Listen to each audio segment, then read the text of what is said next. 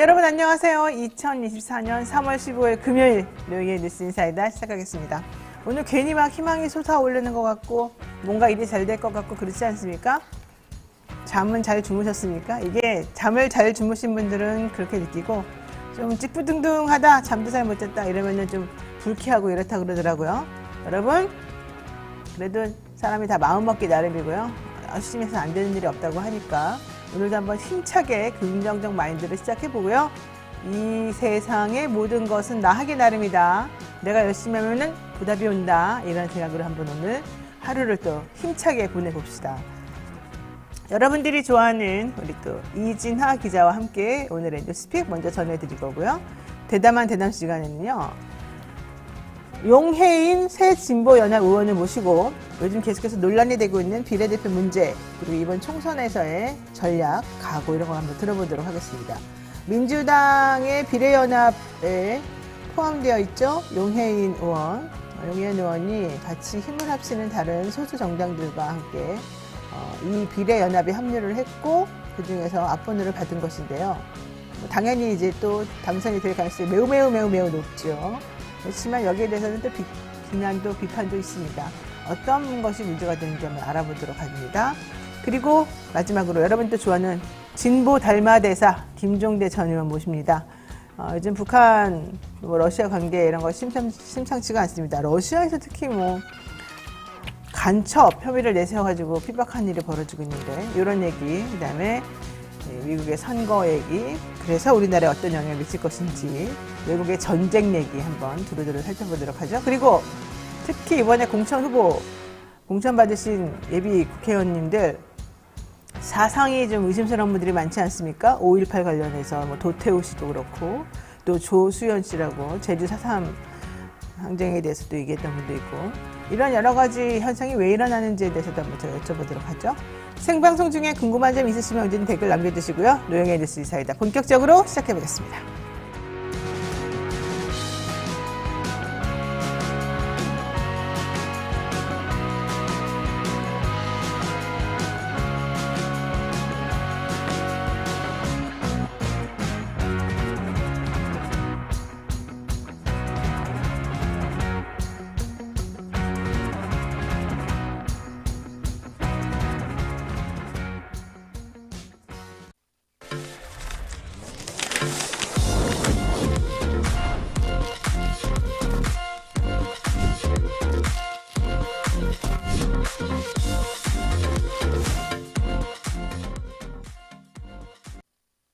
네, 바쁜 아침 이것만은 꼭 알아야 된다. 여러분들께 기사를 엄선해서 들려드리는 그런 뉴스픽 시간입니다. 아침에 나오는 이 기사, 이게 사실은 그날 하루 종일 대한민국을 흔들어대는 이슈가 될 텐데요. 오늘은 어떤 소식 가지고 왔는지 이진아 기자와 함께 알아보죠. 어서 오십시오. 네, 안녕하세요. 네, 요즘에 어제 화이트데이였는데 사탕이라도 받으셨어요?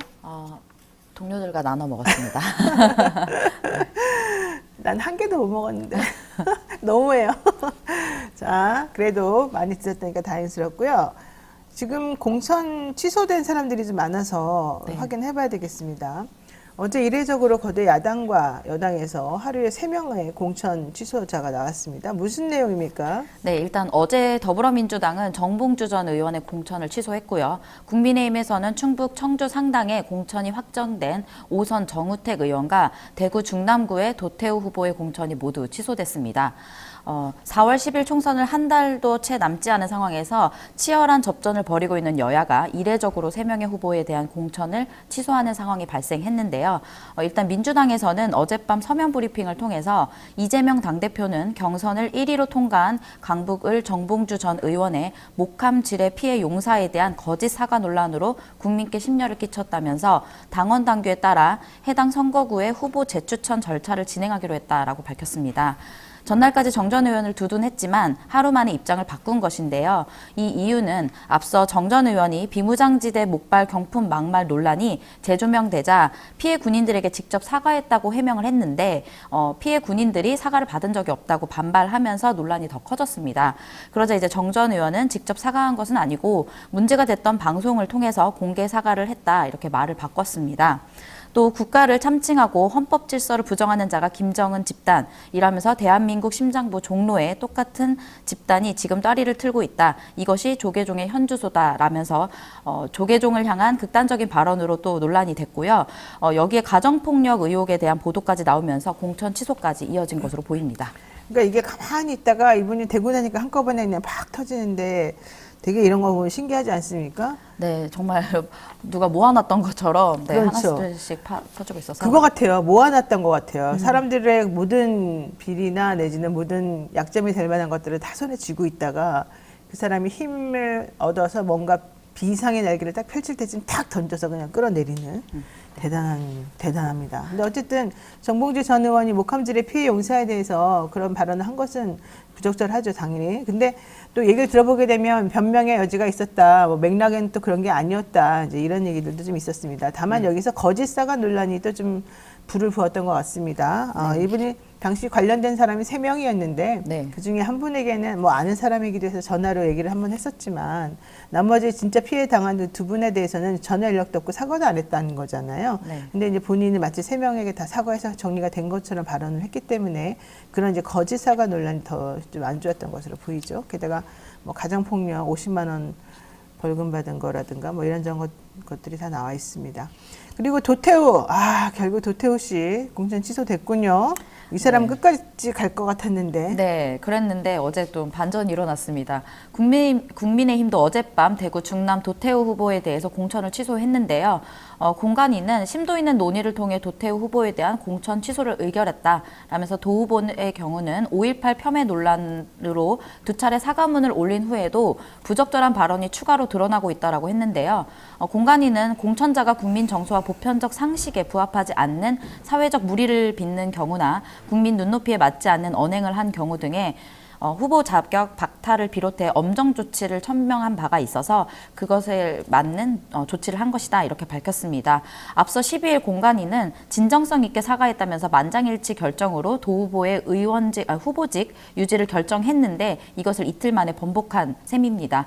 이날 도 후보가 또 이제 논란이 더 밝혀지면서 사실상 이 공천이 취소된 것으로 보이는데 논란된 내용은요. 2019년 집회에서 문재인 당시 대통령을 향해 혹자는 문재인의 기이한 행동을 볼 때 죽으면 그만하는가 하는 그런 상상을 해보게 된다라고 말을 했던 발언이 추가로 알려지면서 논란이 커져서 공천이 취소된 것으로 보입니다. 사실 도태우 씨의 이런 망언은 자신의 확신적인 가치관에 따라 나온 것으로 보이기 때문에 공천 취소의 문제가 아니라 좀 더 근본적인 이 사고방식의 문제점을 좀 더 부각시키고 지적했으면 좋겠는데 어쨌든 그래도 들리는 설에 의하면은 유영하 변호사와 함께 박근혜 전 대통령을 지켰던 사람으로서 1+1 공천이 됐다. 이래서 절대 안 바꿔줄 것이다. 이렇게 했는데 결국은 바꾸긴 바꿨어요. 이제 그만큼 상황이 심각하다는 것을 인식했기 때문으로 지금 보입니다. 네. 자, 그런데 정봉주 전 의원에 대해서는 저는 좀 개인적으로 생각하는 게 그 당시에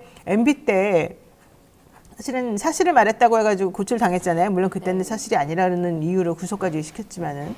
그래서 이분이 사면 복권되고 난 다음에도 상당 기간 동안 다시 국회에 들어가지 못하고 헤맸단 말이죠. 근데 상당히 정치력도 있고 국회 가면 잘 싸우실 분이어서 물론 조금 가벼운 언행을 통해서 좀 눈살을 찌푸리게 하는 경우도 있었습니다만은 저는 이 상황은 그래서 다른 게 만약에 문제가 안 된다 그러면 그 피해자들 목함 질에 관련된 피해자들에게 진정성 있게 가서 엎드려 사과하고 그분들이 또 진정으로 용서해주는 그런 모습을 보이면서 좀 정리하고 대신에 더 의정활동 열심히 해라.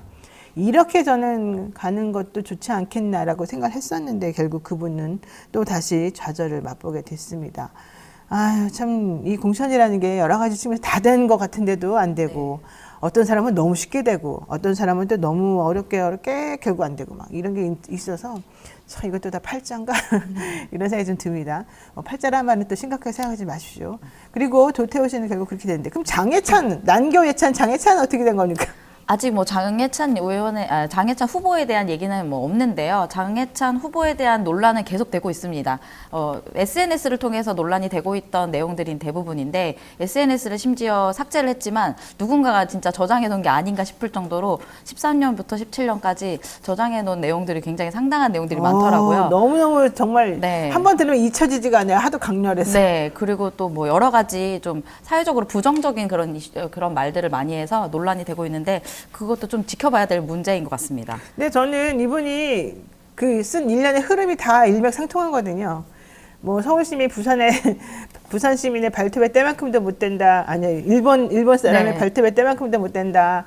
그다음에 부산 사람들 뭐 거짓말하고 회 맛있게 뭐 잘해주겠다고 말로만 하는 회센터 이모들도 그렇다. 뭐 이상한 사람들 많다. 막 별별 말을 다 했지 않습니까? 네. 네덜란드가 뭐 대마초 천국인데 뭐 거기가 좋다는 등 뭐 내가 그런 걸 보면서 깜짝 놀랐는데 참 어떻게 저렇게 또 글을 쓸까 이런 것도 생각해봤고 네. 참 특이한 케이스였죠. 근데 그거를 이제 다 젊은 날에 그렇게 한 거다. 부여할 의도는 없었다. 대학생 책 교재 당연히 사야 되는데 왜 자꾸 징징거리냐 뭐 이런 거였다는 건데 네. 이제 교재를 못 사는 이유는 학생들이 돈이 없기 때문이겠죠. 그리고 워낙 원서가 비싸지 않습니까? 근데 네. 그런 거 가지고 이렇게 비아냥거리고 그런 것도 살 주제가 안 되면 학교 때려치라고 그만두라고 어떻게 이런 말을 할까 이런 생각했어요. 그러니까 이게 다 어렵고 힘들게 사는 사람들을 이해하지 못하고 그 상황을 절대 모르는 이 부잣집 도련님의 이 철없는 치기 아니었나 이런 생각이 또 갑자기 들면서 좀 씁쓸합니다. 그런데 이렇게 뭐가 줄줄줄줄줄줄 나오는데도 끝까지 공천을 쥐고 있군요. 왜 그럴까요? 여론조사가 잘 나서 그럴까요? 뭐 댓글에서는 그런 댓글도 봤는데요. 페이스북을 저도 이제 몇 번 들어가서 봤는데 그 배경이 대통령과 함께 김 여사랑 함께 있는 사진을 그거 놀랐어요? 있었어요. 네, 공식 후보가 되기 직전까지 그 사진이 배경 화면이었습니다. 어머나 그래요. 네. 지금은 바뀌었나요? 네, 지금은 이제 뭐 공식 선거 그 사무실이나 이런 사진으로 올려놨더라고요. 못 사겠어. 네. 그런 게 결국은 대통령이 내 뒤에 있다. 나는 안 자를 것이다. 이런 건가 보네요. 네, 그런 시그널이 아니냐 뭐 이런 얘기도 있습니다. 어쨌든 정우택 씨는 그래도 돈 봉투 갖고 그렇게 우리가 부적절하다 했는데 안 하더니 또 결국은 공천이 취소되고 그만큼 지금 국민의힘이 웬간하면 버텼을 텐데 지금 네. 너무 한꺼번에 몰아닥치니까 못 버틴 그런 게 좀 있는 것 같습니다. 네. 또 이종섭 호주 대사에 대한 공격이 이제 같이 들어오니까 더 이상 못 버틴다 이런 얘기도 있었던 것 같은데요. 네. 대통령실이 공수처와 좌파 언론이 결탁한 정치 공작으로 이종섭이 마치 희생양인 것처럼 얘기한 거 이것도 상당히 문제가 있습니다. 네, 하지만 이제 최상병 사건의 핵심 피해자죠. 이제 대통령실이 어제 이종섭 대사 논란과 관련해서 공수처와 야당 좌파 언론이 결탁한 정치 공작이라는 입장을 밝혔습니다. 또 공수처가 부르면 이 대사는 당장 내일이라도 귀국해 조사받을 생각이고 다음 달에 열리는 공관장 회의 때도 귀국해 일주일 이상 서울에 머문다고 밝혔습니다. 그러면서 언제든 조사에 응하겠다는 사람을 도피자, 범죄자 취급하는 건 어불성설이고 대한민국을 모독하는 행위라고 반박을 했는데요. 대통령실은 이번 사태를 총선이 임박해 판을 흔들려는 일종의 여론전이라고 풀이했습니다. 그러면서 특히 공수처와 민주당, 친야 성향의 일부 언론이 결탁한 정치 공작이라는 점을 굉장히 강조를 했습니다. 그런데 사실 제가 찾아본 거는 어제 이제 중앙일보 사설에서는 외교적 망신을 초래한 이종섭 호주 대사의 무리한 임명 이러면서 사실상 중앙일보뿐만 아니라 동아일보도 그렇고요. 많은 보수 언론에서도 비판을 하고 있어서 과연 정말 좌파 언론만이 비판을 한 것인지 이것도 좀 봐야 되는 문제 아닌가라는 생각이 들었습니다. 저는 대통령실의 이런 인식이 상당히 문제라고 보는데요. 대통령실이 그러잖아요. 공수처와 민주당 그리고 친야 성향의 언론이 세 축이 짜고 치는 고스톱으로 덫을 놨다? 이게 대통령실에서 나온 표현이에요? 네, 맞습니다. 어떻게 이렇게 저급한 표현을 대통령실이 쓸 수가 있죠? 그렇죠. 짜고 치는 고스톱이란 말은 제가 써도 될까요? 근데 대통령실이 이런 말 쓰면 안 됩니다. 네, 게다가 황상무 시민사회 수석 이분 너무 심각하더만요. 어제 완전히 MBC를 콕 찍어가지고 네.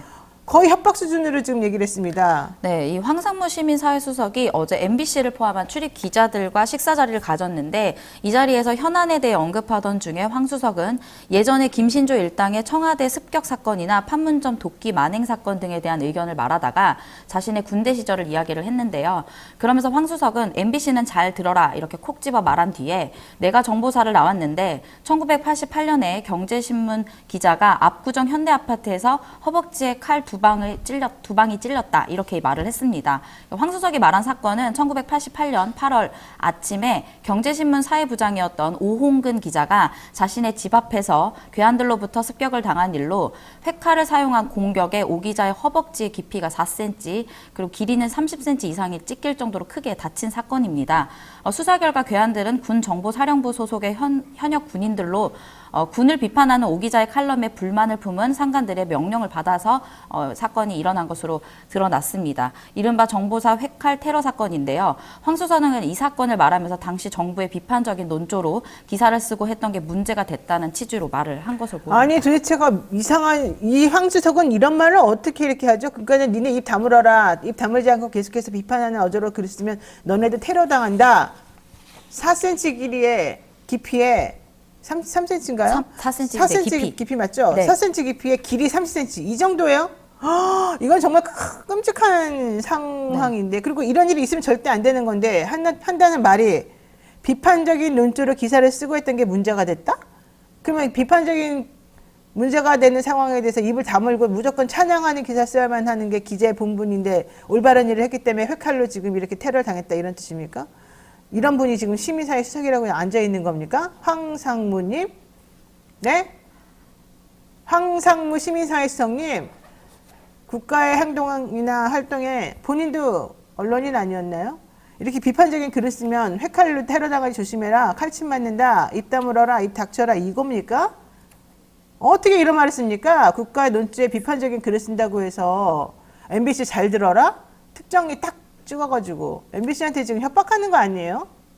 시민사회 수석이나 돼가지고 네, 그래서 여기에 대해서 지금 변명은 나왔습니까? 네, MBC 기자가 자리에서 왜 MBC에게 잘 들으라고 했냐 이렇게 질문을 했더니 네. 황수석은 웃으면서 농담이라고 했고 정보 보고 하지 말라고 당부를 덧붙였다고 합니다. 논란은 근데 여기서 그치지 않았는데요.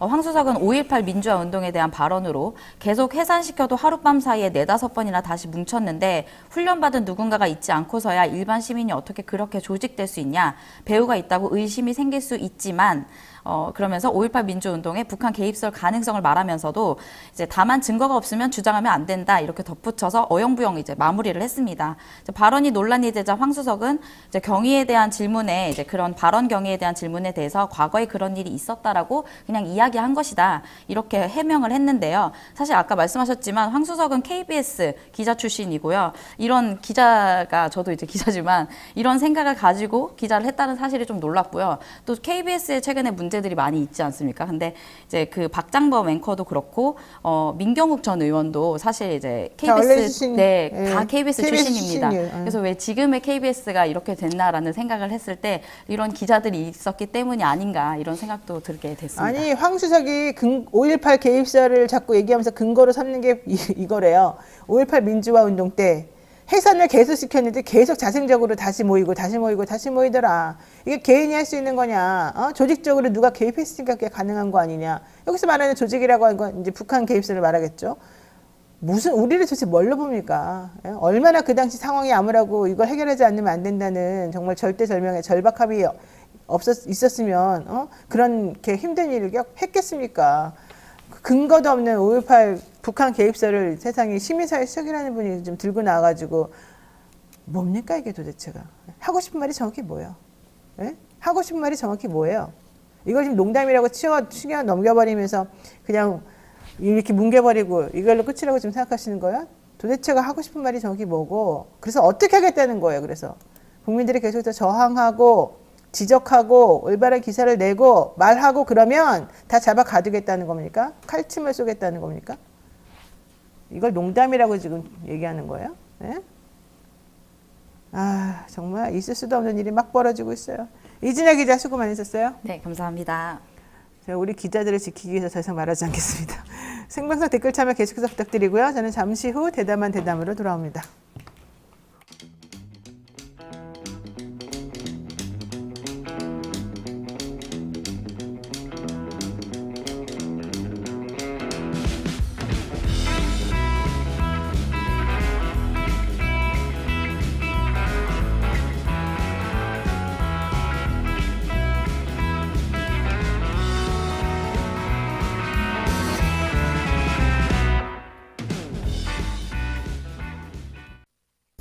매일 10시 1시간만 투자하면 내 계좌도 10배거.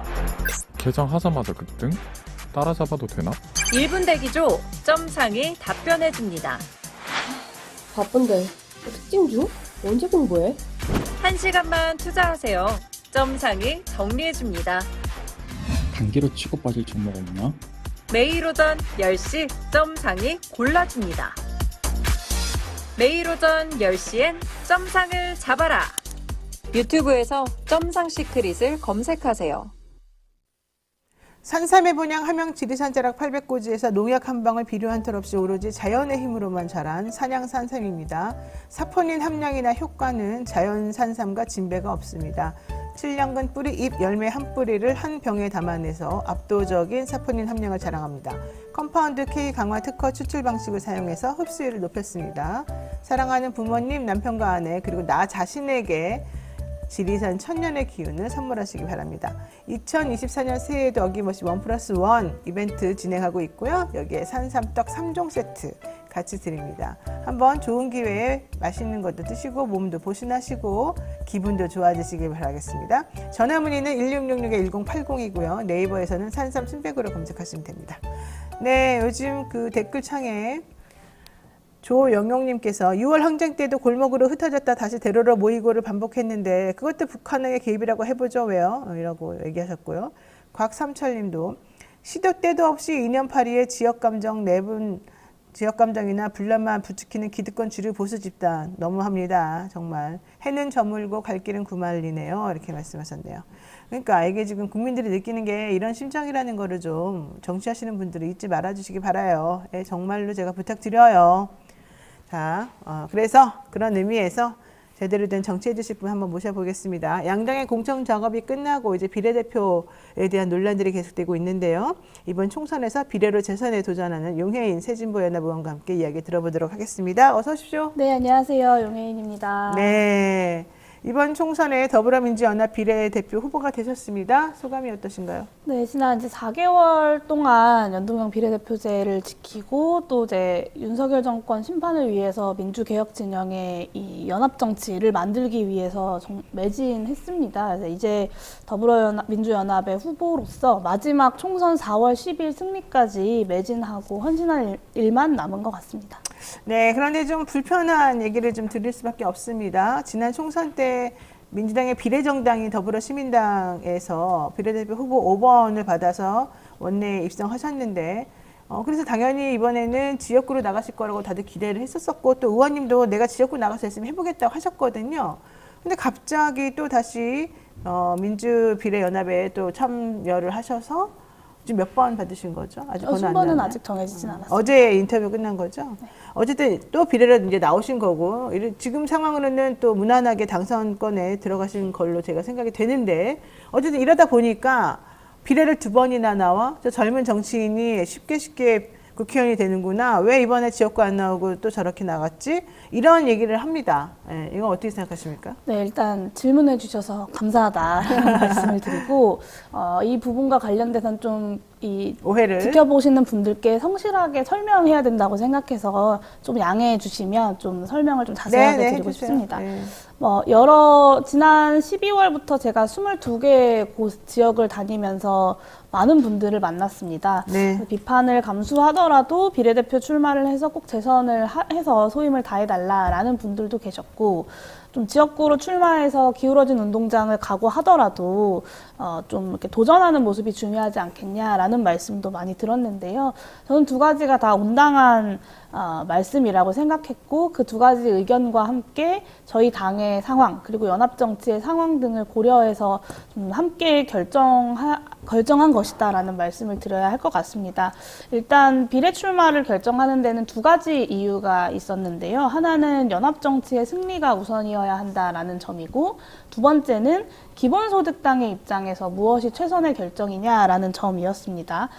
첫 번째 연합정치의 승리 문제는 말씀하신 것처럼 저도 사실 지역구를 개인적으로는 지역구 출마를 좀 하고 싶었고 실제로 내부에서 여론조사를 통해서 좀 경쟁력을 어느 정도 확인한 상황이기도 했습니다. 이제 뭐 좀 해볼만 하다라는 지역도 있었고요.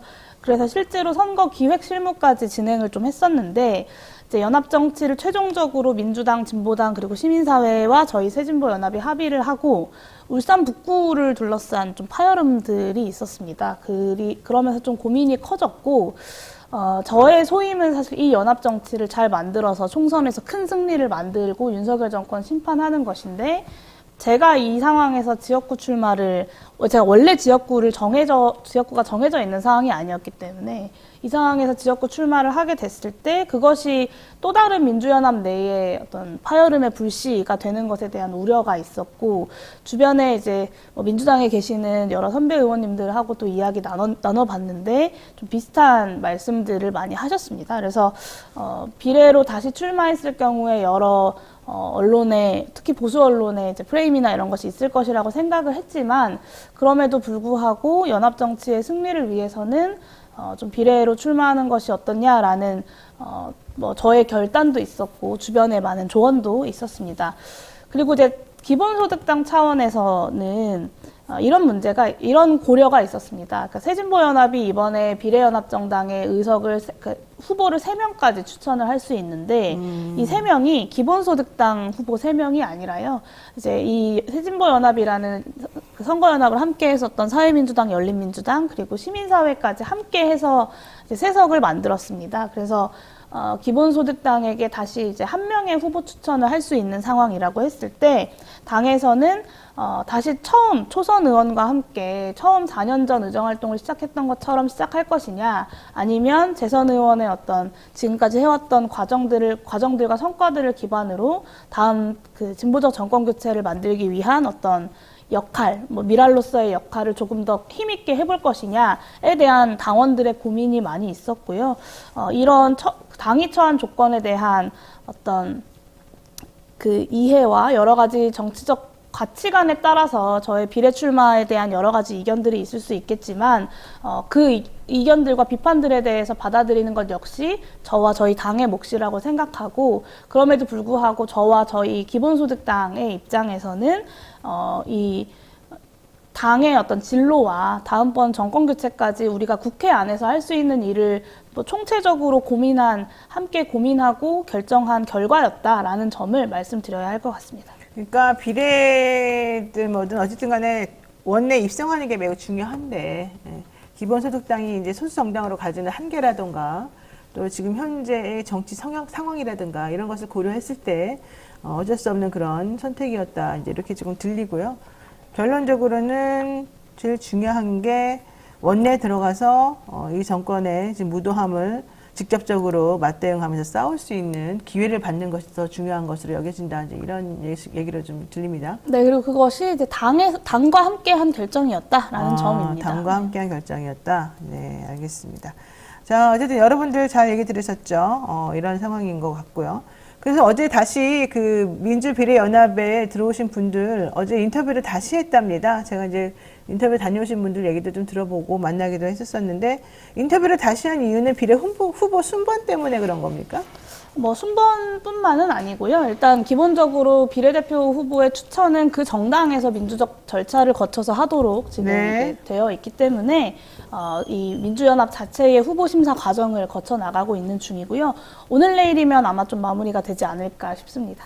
지금 그 조국혁신당에 사람들이 몰리는 현상에 대해서 얘기들을 많이 하고 있는데 그 이유 중에 하나는 민주비례연합으로 비례표를 찍으려고 하니 이건 사실 좀 불편한 말일 수도 있습니다만 소수 정당들을 다 이렇게 앞번호나 혹은 내지는 퐁당퐁당이든 뭐든 어쨌든 최소 5명, 6명 이상을 꼭 다 넣어줘야 되기 때문에 오히려 민주당 색을 가진 민주당의 국회의원을 뽑고 싶은 우리들의 마음이 다 전달이 잘 안 되고 내가 그 라인업을 보니까 좀 여러 가지로 싫더라. 이런 얘기들 하는 분들이 많아요.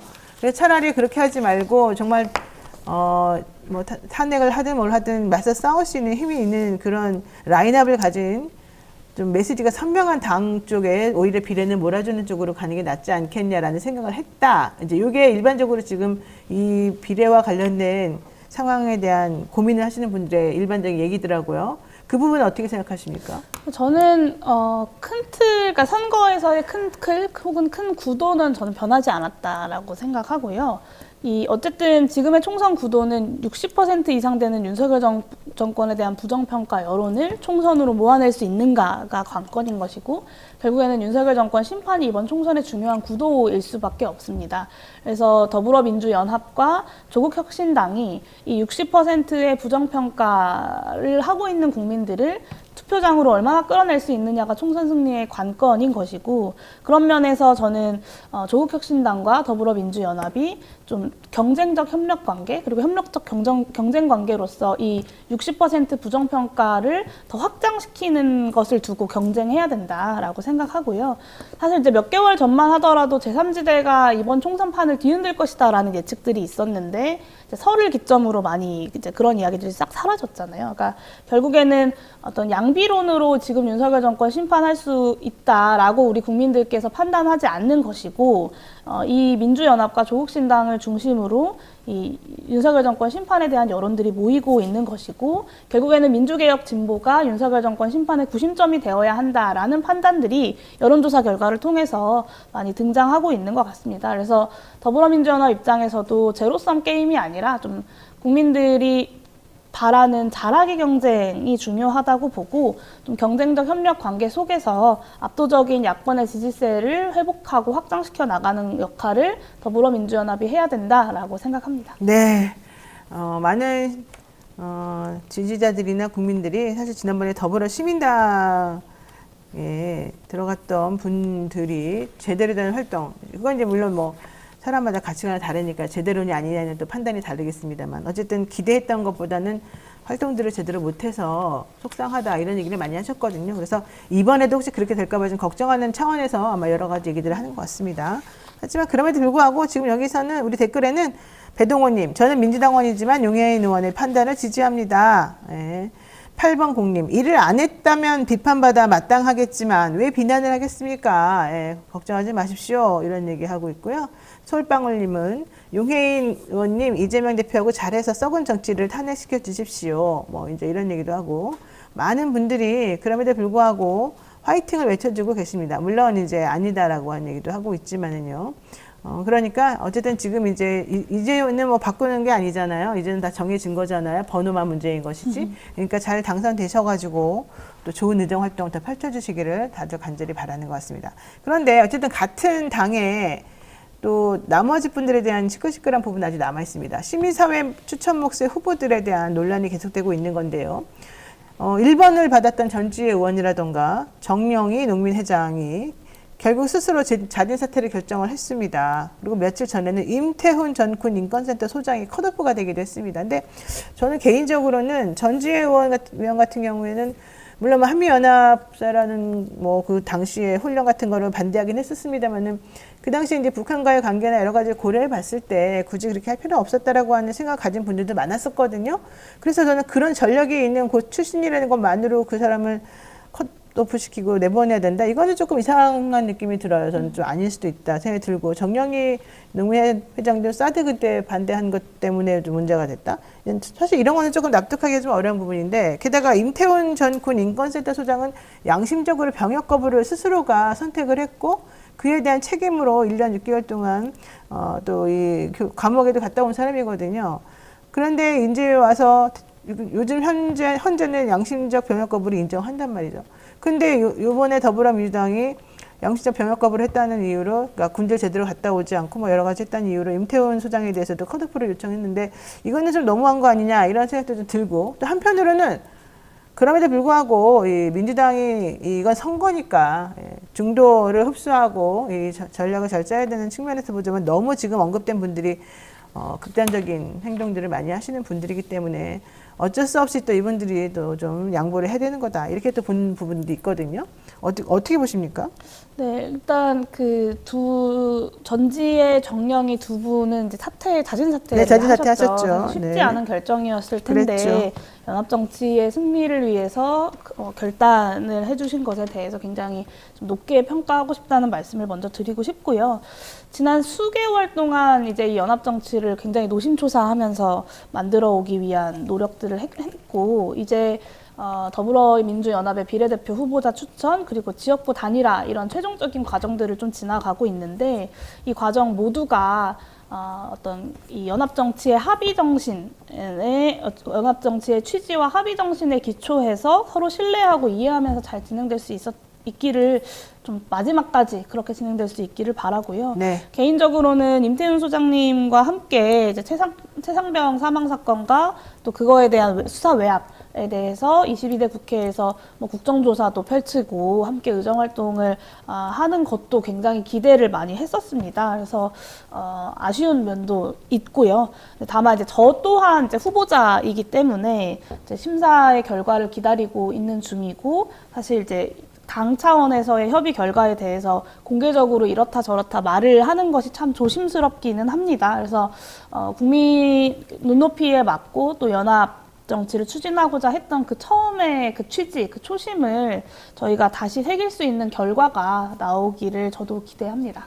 네, 또 안타까운 한 명은 청각장애인으로 민주비례에서 압번호를 받았던 그 여성분이 화보를 청각장애인들을 위해서 돕는 어떤 컨셉을 가지고 찍은 화보가 노출 수위가 있었다는 것 때문에 또 후보에서 탈락되는 그런 일이 있었다는 건데 아무래도 이제 민주당이 하도 여기저기서 공격을 많이 당하고 특히 보수 언론으로부터 막 거의 마타도어 수준으로 힘들게 좀 타격을 많이 받다 보니까 좀이라도 무슨 소지가 있는 것들은 다 미리미리 그냥 정리해서 없게 하겠다 이제 이런 생각이 조금 있는 것 같긴 하더라고요. 근데 그렇게까지 지금 이 상황이 그냥 그 조중동이든지 보수든지 누가 프레임만 짜가지고 공격하면 거기서 벗어날 수 없는 상황인 건지도 좀 안타깝고 그냥 그런 거 신경 안 쓰고 그냥 소신대로 밀고 나가도 어떨까 이런 생각도 조금 해봤습니다. 자, 어쨌든 이건 개인적인 생각이 좀 연합이 돼서 들어간 건데 그러다 보니까 송경영 민주연합 국민후보 상임심사위원도 반인권적 결정에 반발한다면서 사퇴를 했잖아요. 그럼 내부 기류가 썩 좋지는 않은 것 같습니다. 네, 이제 어젯밤에 이제 시민사회 심사위원회에서 이제 다시 한번 임태훈 소장을 추천해달라는 요청을 한 것으로 저도 기사를 통해서 좀 확인을 했고요. 네. 제가 이제 저도 후보자이기 때문에 최고위원회가 실제로 어떤 기준과 구체적인 논의 과정을 거쳐서 심사를 하고 있는지 소상히 알지는 못한다는 점을 좀 이해해 주시기를 바라고, 네, 그럼에도, 그러니까 제가 이제 후보자 당사자이기 때문에, 네, 그럼에도 불구하고, 저는 뭐 새진보 연합뿐만 아니라 더불어민주당과 진보당 그리고 시민회의 모두가 사실 애초에 이제 목표했던 연합정당 그 합의를 굉장히 무겁게 모두가 인식하고 있을 것이라고 믿고 공천 과정에서는 좀 여러 가지 의견도 다르고 불가피한 충돌들이 발생할 수 있지만 이게 좀 잘 정리가 되어서 더불어민주연합이 국민들께 원래 약속했었던 그 뜻을 실현해 나갈 수 있기를 바라고요. 사실 빠르게 좀 공천 문제가 정리되고 전국을 다니면서 그렇죠. 국민들을 만나고 더불어민주연합이 비례에서도 충분한 의석을 확보해야 그 다음에 그 총선 이후에 대선까지 가는 과정에서도 사실 제1당인 민주당 중심의 정권 교체가 진행될 수밖에 없기 때문에 거기에서도 힘이 실릴 수 있다라는 생각을 저는 하고 있거든요. 네. 그런 면에서 공천 문제가 좀 하루속히 원만하게 마무리되고 총선까지 승리로 달려갈 수 있는 그 본격적인 선거운동을 시작할 수 있기를 바라고 저도 그 과정에서 안팎에서 제가 할 수 있는 역할들을 충분히 해야 할 것 같습니다. 네. 천명님께서 슈퍼챗으로 후원을 해주시면서 민주주의 잘 되기를 원한다는 취지로 여러 가지 말씀을 해주셨는데 감사드립니다.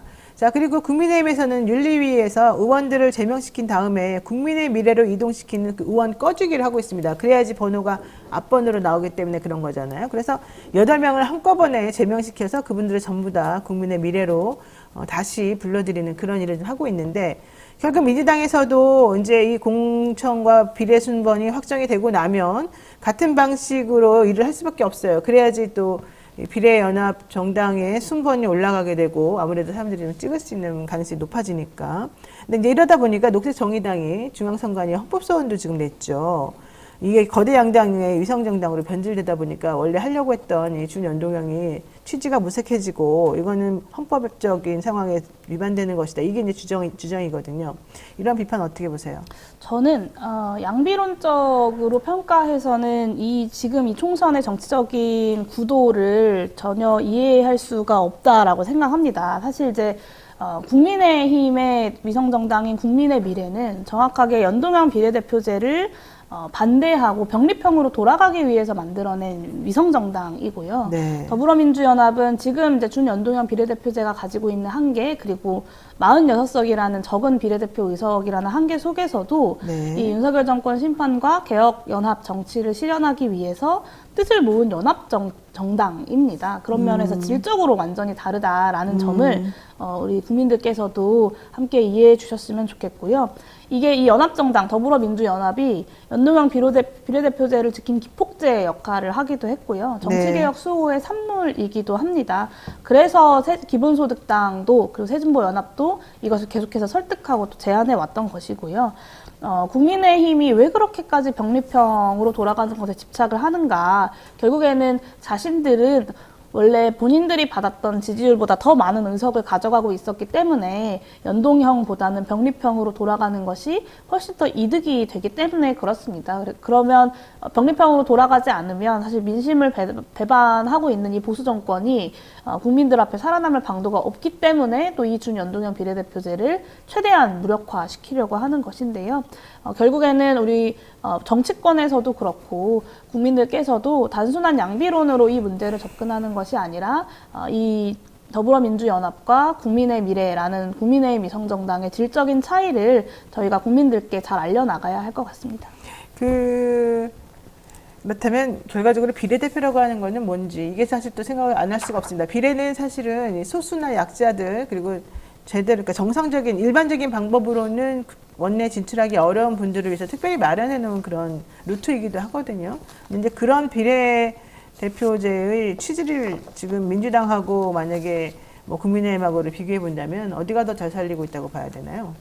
네, 뭐 여러 가지 시각에서 평가를 할 수 있겠지만 사실 이제 이 더불어민주연합이라는 연합 정당이 연동형 비례대표제라는 정치개혁의 산물, 촛불의 산물을 지키기 위한 어떤 결과였다라고 말씀드렸잖아요. 네. 그랬을 때 득표한 만큼 의석을 가져간다라고 하는 연동형 비례대표제의 취지를 그리고 가장 기본적인 거죠. 득표한 만큼 의석을 배분받는다라는 기본적인 정치의 원칙을 잘 지켜나가고 있는 것은 더불어민주연합이다라고 말씀드릴 수밖에 없을 것 같습니다. 네. 저희 미디어 토마토 여론조사를 해봤더니 비례대표는 어느 정당에 투표하겠습니까? 물었어요. 국민의 미래가 31.3%, 조국혁신당이 24.6%, 더불어민주연합이 23.3%였습니다. 그러니까 혁신당하고 더불어민주연합을 합치게 되면은 이게 벌써 47.9%여서 사실은 국민의 미래의 31.3%보다 훨씬 높아요. 그러다 보니까 사람들이 하는 말이 조국 혁신당이 나오지 않았으면 다 민주연합으로, 더불어민주연합으로 다 몰빵, 이른바 몰빵이 되어서 국민의 미래보다 훨씬 더 많은 의석수를 가져갈 수 있었을 텐데 혁신당이 나타남으로 인해서 균열이 생기고 민주당에는 좋지 않다. 이런 얘기들을 합니다. 더불어민주연합의 후보로서 어떻게 보십니까? 네, 이제 아까 말씀드렸던 것처럼 제로섬 게임이 아니라 이 60% 심판 여론을 그 민주개혁 야권이 온전히 흡수하는 것이 저는 중요하다고 생각하는데요. 근데 다만 더불어민주연합의 입장에서 지민비조가 아니라 지민 비민 해야 되는 이유를 좀 말씀드리고 싶습니다. 두 가지인데요. 지민 비민. 네, 첫 번째는 정책적 측면입니다. 그러니까 조국혁신당이 인물 면면도 그렇고 검찰 정치에 대한 어떤 대응 차원에서 굉장히 속 시원하게 카타르시스를 잘 주고 많은 분들이 또 호응하고 있는 것도 사실인 것 같습니다. 근데 다른 부분에 이제 개혁 정책들 뭐 앞으로 보여주시겠지만 사실 더불어민주연합이 연합정당으로서 굉장히 높은 수준의 개혁 정책들을 합의한 것이 특징이고요. 지금 이제 아마 이제 후보 선정 절차가 좀 마무리가 되고 나면 각 정당들이 22대 국회에서 함께 우리가 추진하자라고 약속하는 개혁 정책들도 이제 국민들 앞에 선보일 수 있을 텐데 뭐 예를 들면 정치개혁 완수뿐만 아니라 네. 뭐 인구위기 대응부 설치, 한국판 IRA법 뭐 추진, 플랫폼 노동 법안 이런 좀 지금 저출생 기후위기 디지털 전환 이 국면에 꼭 필요한 개혁 과제들을 총체적으로 더불어민주연합이 굉장히 정책적으로 잘 담아내고 있습니다. 네. 그리고 정당연합과 시민사회가 이미 동의한 정책들이기 때문에 강력한 정치적 추진체가 이미 형성됐다는 강점도 있고요. 지금 더불어민주연합이 후보에만 집중돼서 언론에서 좀 다뤄지는 경향이 있지만 그렇죠. 앞으로 이 경제개혁의 비전, 사회 전반의 어떤 개혁 과제에 대한 정책들이 잘 국민들께 전달된다면 저는 윤석열 정권 심판을 넘어서 좀 개혁적인 국회를 바라는 중도층에게도 더불어민주연합이 더 소구력이 있을 것이다라고 생각을 합니다. 네. 그리고 두 번째는 이 말씀만 드릴게요. 이 정치적 위상의 측면에서 조국혁신당도 인정을 하는 것처럼 어쨌든 제1야당인 민주당이 진보적 정권교체의 구심이 될 수밖에 없습니다. 그리고 그러려면 지역구에서 민주당이 크게 승리하는 것뿐만 아니라 비례에서도 더불어민주연합이 압도적인 지지를 확보해서 성공을 해야 총선 이후에 모든 개혁과 진보적 정권교체 측면에서도 힘을 받아서 갈 수 있다라는 점은 너무나 자명한 것 같고요. 그런 면에서 이 더불어민주연합에 많은 분들이 함께 지지해 주시고 지민 비민 해주시는 것을 요청드리고 싶습니다. 지민 비민. 몰빵. 지민 비민. 네. 이게 이제 민주당의 전략, 민주당의 바라는 바인 것 같습니다. 현역 의원이시니까 21대 국회 활동 돌아보고 스스로를 좀 평가해 보시고 좀 마무리를 좀 지어야 될 것 같습니다. 본인 스스로 21대 국회에서 난 잘했다 못했다, 나는 몇 점을 주겠다, 또 국회에 재입성한다면 어떻게 하겠다, 간단히 말씀해 주시죠. 네, 사실 이제 뭐 스스로에 대한 평가와 반성, 피드백 같은 것들은 자주 하지만 이렇게 점수를 매겨본 적은 없어가지고 네. 네, 지난 4년을 돌이켜 보면 최선을 다해서 일했다라는 것에는 이제 아쉬움이 없는데요. 네. 다만 해내지 못했던 일들 혹은 마치지 못했던 일들, 뭐 예를 들면 이태원 참사 특별법이라거나 뭐 기본소득 관련된 입법들 이런 것들이 굉장히 아쉬운 마음은 큽니다. 그래서 다시 국회에 보내주신다면 제가 마저 해야 할 일들 꼭 매듭지어 나가겠고요. 그리고 22대 국회에서도 기본소득 대한민국 실현하기 위한 여러 가지 의정활동들, 그리고 기본소득 대한민국이 가능한 진보적 정권교체 이뤄내기 위해서 최선을 다하겠다라는 약속을 드리겠습니다. 네, 알겠습니다. 지금 보니까 용해인 의원을 많이 칭찬하는 분도 많지만 또 어떤 분은 의원님 뭐 법안 하나 제대로 좀 나온 거 없는데 이번에는 좀 제대로 싸워주실 수 있나요? 이런 질문하는 분들도 있어요. 네, 사실 이제 소수정당의 의원으로서 법안 하나 발의하기가 참 쉽진 않지만 어렵구나. 그래도 이제 지난 4년 동안 우리 사회에 꼭 필요한, 꼭 논의해야 되는 미래에 대한 법안들을 많이 던져왔다고 자부합니다. 이제는 그 법안이 발의되는 것을 넘어서 실제로 입법의 과정까지 추진될 수 있도록 말씀하신 것처럼 최선을 다해 노력하도록 하겠습니다. 알겠습니다. 네, 고맙습니다. 오늘 용해인 의원 모시고 여러 가지 이 비례연합을 둘러싼 논란이라던가 본인의 각오라던가 본인에게 또 얘기되고 있는 비판이라던가 이런 것들에 대해 설명할 수 있는 기회를 드렸으니까 마지막으로 하시고 싶은 말씀 한마디 하시고 좀 정리하겠습니다. 네, 참 어려운 시기입니다. 정말 지금에야말로 이 저출생, 기후위기, 디지털 전환 앞에서 대한민국의 미래를 이야기해야 하는 시대인데 윤석열 정권은 오히려 과거로 돌아가는 일들을 서슴지 않고 하고 있고요.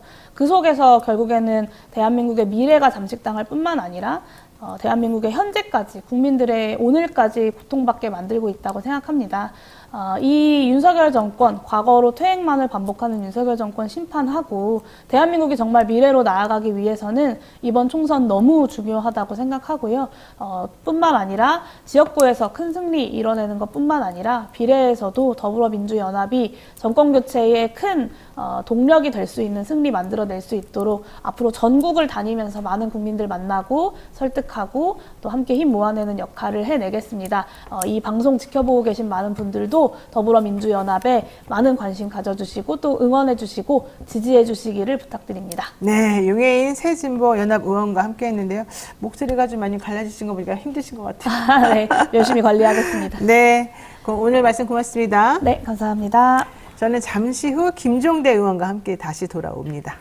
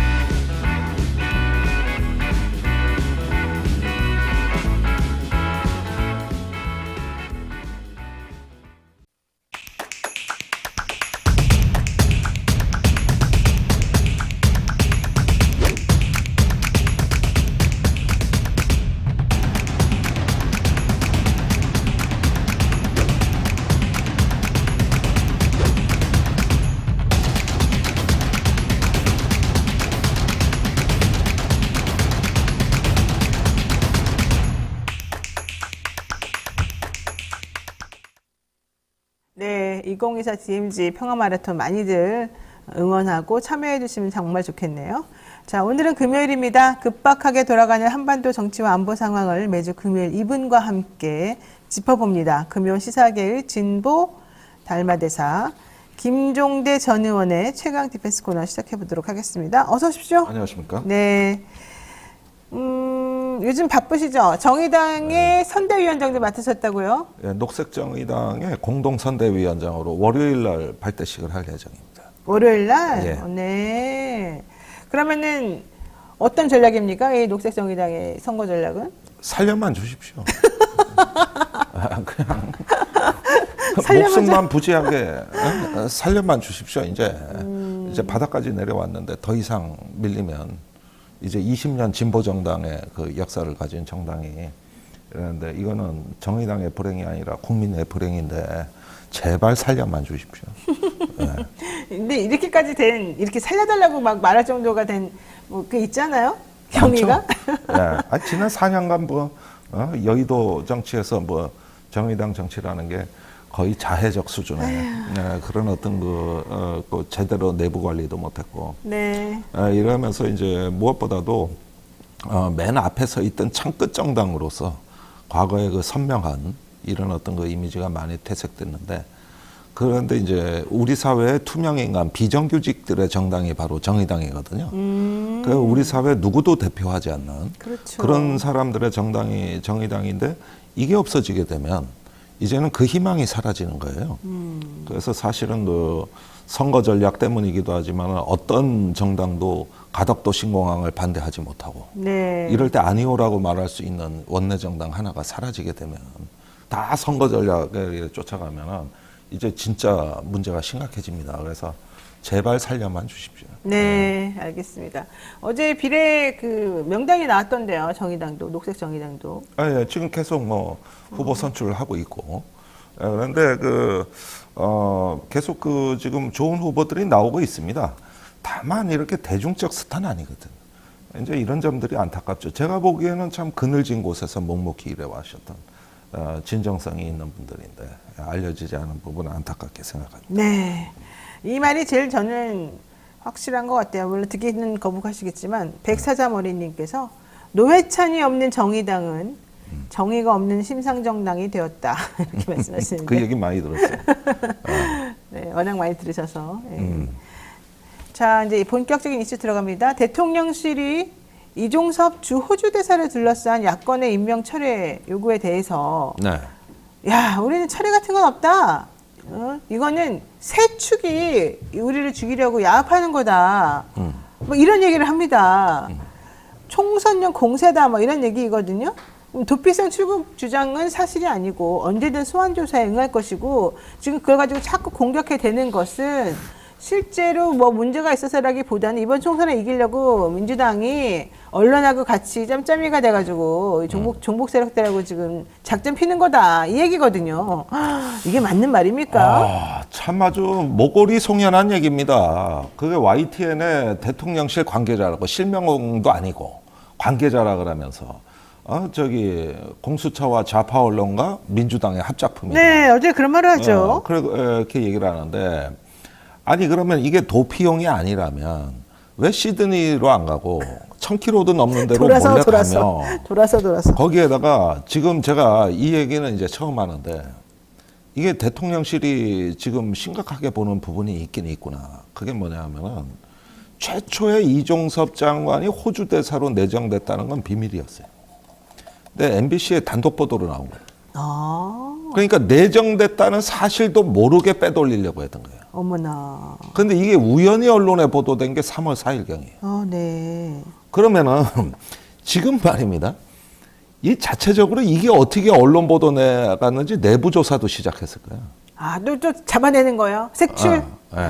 누가 거기다 꼰질렀어 이러는 거예요? 근데 그저께죠. 오마이뉴스의 그 외교부 블라인드 익명 게시판에 올라온 글에 자체 그 투표가 있었는데 96.4%가 이건 잘못된 대사라고 했고, 그 다음에 외교부 직원들이 이제 그 익명 그 게시물에 저런 도망자를 대사님이라고 불러야 하는 호주 대사관의 직원들이 안쓰럽다. 어허.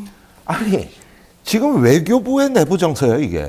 그러니까요. 솔직히 외교부 기분 나쁘겠죠. 그러면은 잘 보면은 이종섭 대사가 바로 대사로 내정돼 곧 출국될 예정이라는 이 삼삼한 특종 보도가 어떻게 나왔을까?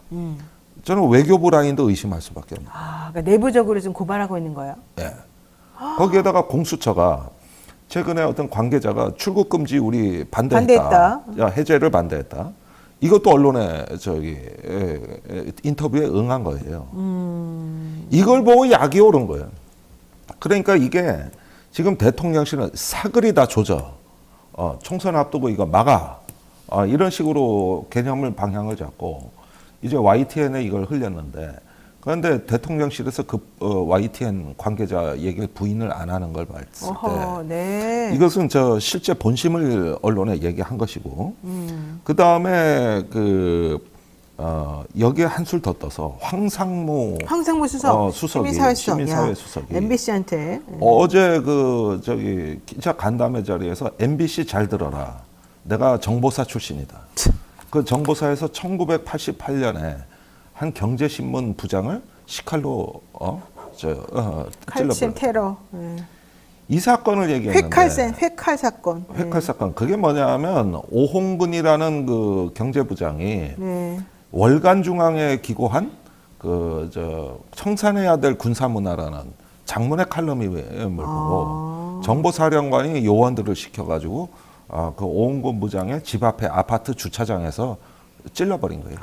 그런데 이게 얼마나면 깊이 4cm에 30cm 길이의 상처였으니까 너무 깊어요. 어마어마한 중상이에요. 그러니까 죽지 않을 만큼만 혼내줘라고 지시한 거예요.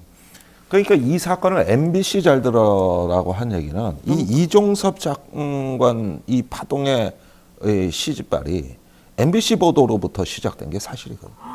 그렇다고 이렇게 그러면은 이게 맞아 떨어지는 거예요. 아니 그렇다고 시민사회 측이 어떻게 협박을 합니까? 아니 지금 특정 눈이 방송사를 완전히 돌아간 거예요. 상대로. 그 시민사회 수석이 완전히 눈동자가 돌아간 게 이게 MBC와의 바이든 날리면 제2라운드 전쟁이 시작된 겁니다. 그러니까요. 이건 정말 있을 수 없는 일이에요. 그러니까 그 언론과 공수처 민주당의 합작에 그 언론은 MBC를 말하는 거고 네. 그걸 갖다가 오전에 YTN에 흘리고 오후에는 응징 발언을 한 거거든요. 네. 이걸 보십시오. 이제 지금 무슨 일이 일어나고 있는가 보십시오. 지금 이종섭 장관 출국 문제가 아니라 이게 더 커져가지고 MBC에 이제 선전포고를 한 게 어제입니다. 그게 그렇게 보면은 보십시오. 이제 MBC와 JTBC가 그 뒤로 이종섭 장관의 외압설을 연이어 보도하는 그 각종 증거들을 단독 보도로 계속 뿌렸거든요. 출국 뒤에도 뿌렸어요. 이렇게 해놓으니까 이제는 이제 더 이상 이거 묵과해서는 안 된다. 이러면서 조직적으로 MBC에 대한 응징 발언을 언론 플레이한 거고. 네. 그 다음에 이런 말까지 했어요. 안보실장이 이제 SBS 나와서 한 얘기인데 만약에 범인 도피라면 16만의 교민이 있는 왜 호주로 보내냐? 차라리 서울에서 휴대폰 꺼놓고 있는 게 낫지. 그렇지. 휴대폰 꺼놓고 있어도 경찰이 다 찾아냅니다. 서울에 있으면은 귀신같이 찾아냅니다. 우리 경찰 실력 뛰어납니다. 맞아요. 예, 다 애워싸가지고 전부 다 찾아내게 돼 있고. 그러니까 도피는 도피인데 도피가 아닌 것처럼 비춰지려니까 호주 대사관이 필요한 거고. 그 다음에 호주 대사관 관저가 고립돼 있어요. 그래요? 거기 일반인들 함부로 못 갑니다. 그렇기 때문에 제가 거기 가서 만찬도 해봤고, 내가 눈에 선한데, 근데 16만의 교민이 있든 말든 그 고립된 관저에 있으면은 대사가 저 안에 있는지 없는지 알 게 뭡니까? 그래요? 알 게 뭡니까? 그 다음에 거기는 우리 사법 권력이 미치지 않는 곳이라서. 그렇지. 외교관은 치외법권 공간이에요. 사법적 보호를 받는데 자택에 있으면 그게 됩니까? 서울에 있으면은? 그렇죠. 아니, 뻔한 얘기를 가지고 이걸 갖다가 도피가 아니라고 해버리는데 참으로 가증스럽고 가소로운 논리다. 이게 이 작년 12월부터 아그레망을 줘서 했다 그러는데 나는 2월 달부터 이 대사직을 추진한 줄 알았더니 어제 그 안보실장 얘기를 들어보니까 작년 12월부터였더라고. 그러면은 작년 12월이 이제 한동훈 비대위원장 법무부 장관 할 때 딱 그렇죠. 그때인데요. 예. 그러면은 일찍부터 이걸 계획했다는 얘기인데 그러네. 그러면 작년 12월로 거슬러 올라가 보면은 작년 11월에 네. 그 이종섭 장관이 개입한 것으로 보여지는 각종 통화 기록물이 최초 언론 보도됐을 때입니다. 그게 2023년 11월이에요. 네. 거기에 김기환 사령관의 어떤 통화 기록이라든가 여러 가지가 최초 언론 보도가 쏟아질 텐데 그러면 12월에 그 기사 보고서 이제 시작이 된 거구만. 그러네. 에? 이제 불리해지고 있다. 그리고 호주 정부의 그 아그레망도 얼마든지 저희가 보기에는 외교적인 긴급성을 이유로 해서 독촉했을 가능성이 높기 때문에 그 말도 못 믿어요.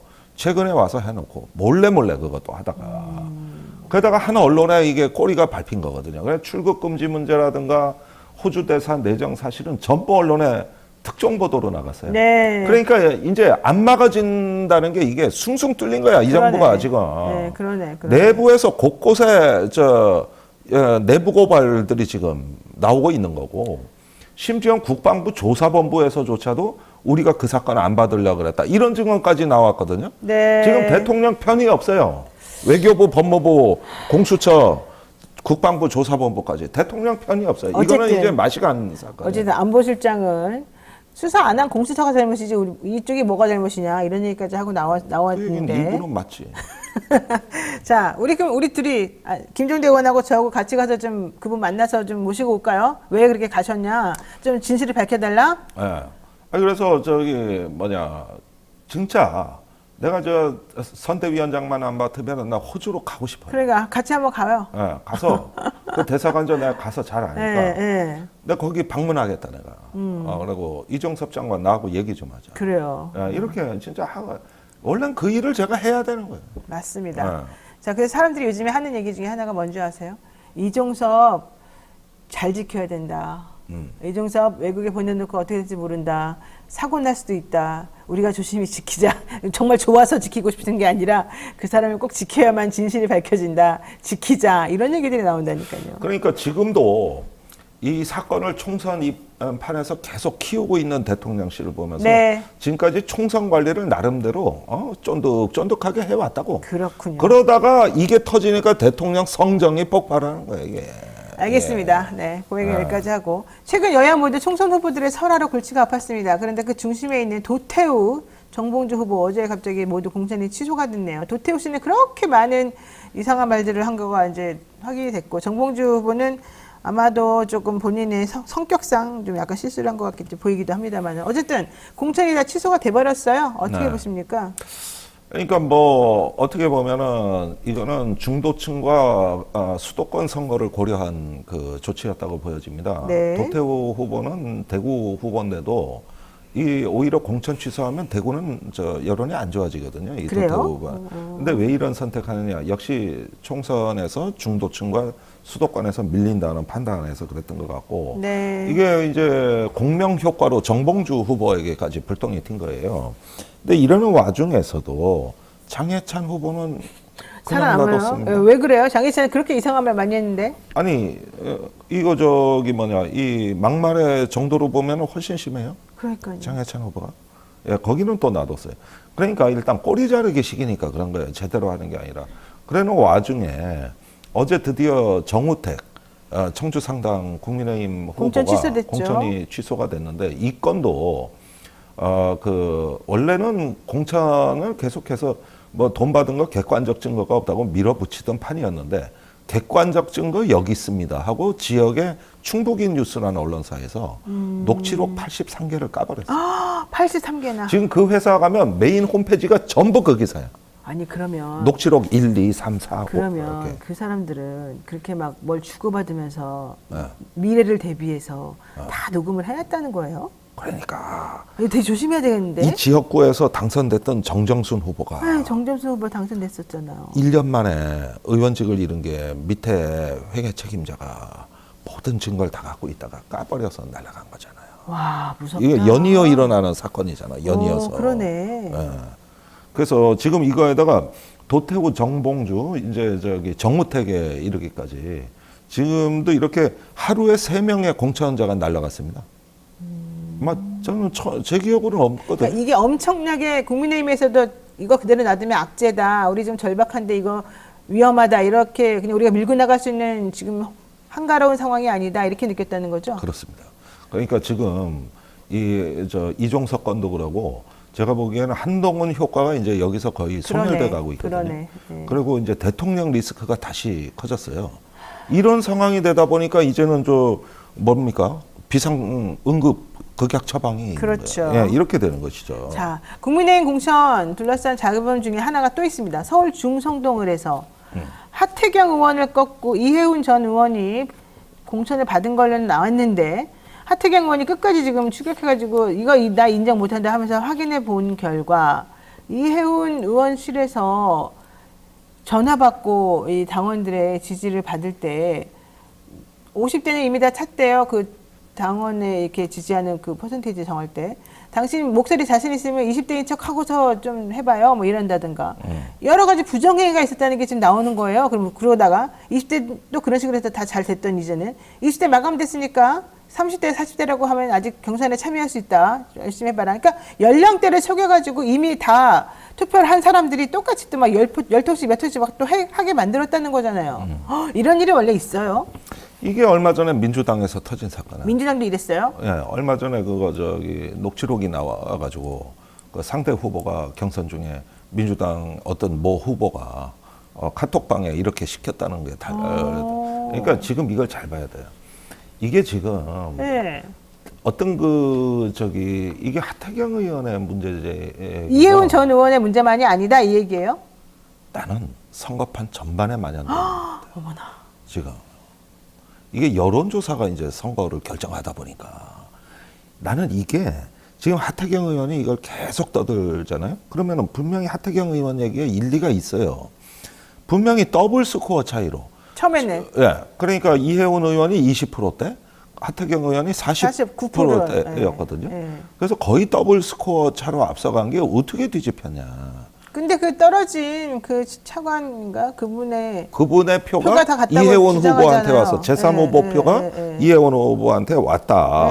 이 얘기인데 그렇게 후보 간에 담합이 됐다는 증거는 우리가 아직까지 들은 바가 없어요. 그렇죠. 예, 그러면 실제로 그렇게 무더기 표가 거의 이탈 없이 완벽하게 갔다? 그러니까 이런 설명들이 전부 석연치가 않은 거예요. 이 서울에서는 아무래도 아무리 통제를 해도 자유투표인데 그러면서 이런 어떤 그 장난이 있었다. 뭐 이런 것들 보면은 저는 하태경 의원이 일찌감치 부산에서 지역구 버리고 이제 대량 그 공천 학살이 있을 줄 알고 미리 그냥 솔선수범해 왔는데 와보니 지 혼자 왔거든. 너무 빨리 움직였어. 그래서 이런 부분들을 보고서 아무래도 이 하태경 의원이 정권에 부담이 됐던 거 아니냐 이런 생각이 좀 들고 그다음에 이렇게 어떤 그 여론조사에 대해서 연령과를 조작하는 이런 부분들 같은 경우는 일찌감치 만연돼 있었어서 세상에 너무 지저분한데요. 많은 상당수의 후보가 이렇게 하다가 막상 진 후보가 나중에 문제 삼는 이런 어떤 그 행태라면은 이거 선거 후유증이 우리 상상 이상이겠다. 엄청난 혼란이 있을 것 같습니다. 알겠습니다. 그러니까는 지금 의원님 말씀은 이해운이 그렇게 한 거는 정말 말도 안 되는 나쁜 행동이지만 그런 식의 행동들이 이 선거판에 비일비재하더라 이 얘기예요. 네. 자, 더불어민주연합 비례대표 후보 관련해서도 또 좀 시끄럽습니다. 시민사회가 추천했던 전지의 정영희 후보가 스스로 자진 사퇴한 데에 이어서 임태훈 전 군인권센터 소장도 병역 기피 사유로 이제 양시적 병역 거부를 병역 기피라고 보통 부르지는 않습니다만은 어쨌든 병역 기피 사유로 컷오프가 되면서 시민사회가 이제 반발하고 나섰습니다. 김준우 선임대표가 녹색정의당 선임대표가 그럴 거면 찢어져라 이렇게 얘기도 했죠. 어떻게 된 겁니까 이게? 실제로 며칠 전부터 민주당 최고위원회조차도 이 시민사회와의 공천이 어렵다라는 내부 여론이 있었고 여차하면 깨버리자는 얘기까지 나온 걸로 제가 듣고 있어요. 그런데 임태훈 소장권이 가장 중요한데 네. 아까 그 용혜인 의원 출연했지 않습니까? 네, 네. 얼마 전에 용혜인 의원하고 제가 같은 자리에 앉아 있었는데 그게 그 변희수 하사 그 재단 출범식이었어요. 네. 그 군인권센터에서 제시하는. 그래서 제가 같이 참석해 앞자리에 앉아 있던 기억도 나는데 아니 지금 저기 그 저 최상병 사건을 누가 제일 앞서서 싸워왔습니까? 군인권센터 임태훈, 임태훈이. 네. 아마도 임태훈 소장이 국회 국방위로 오는데 거의 공포에 절어 있는 게 국방부일 거예요. 지금까지 그 윤승주 일병 사망 사건 폭로도 했고, 네. 그다음에 이해람 중사 사망 사건도 거의 도맡아서 했고, 박정훈 대령 지금 변호도 군인권센터 고문 변호사가 하고 있거든요. 아, 그래요? 김정민 변호사가. 네네. 아니 지금까지 이 한국 사회에서 가장 자기 분야에서 확실한 그 투쟁력과 검증된 인물은 누가 뭐라도 임태훈입니다. 그런데 양심적 병역 거부라는 그 이유 같지 않은 이유. 그리고 원래 양심적 병역 거부도 아니에요. 본인은 가겠다 그랬어요.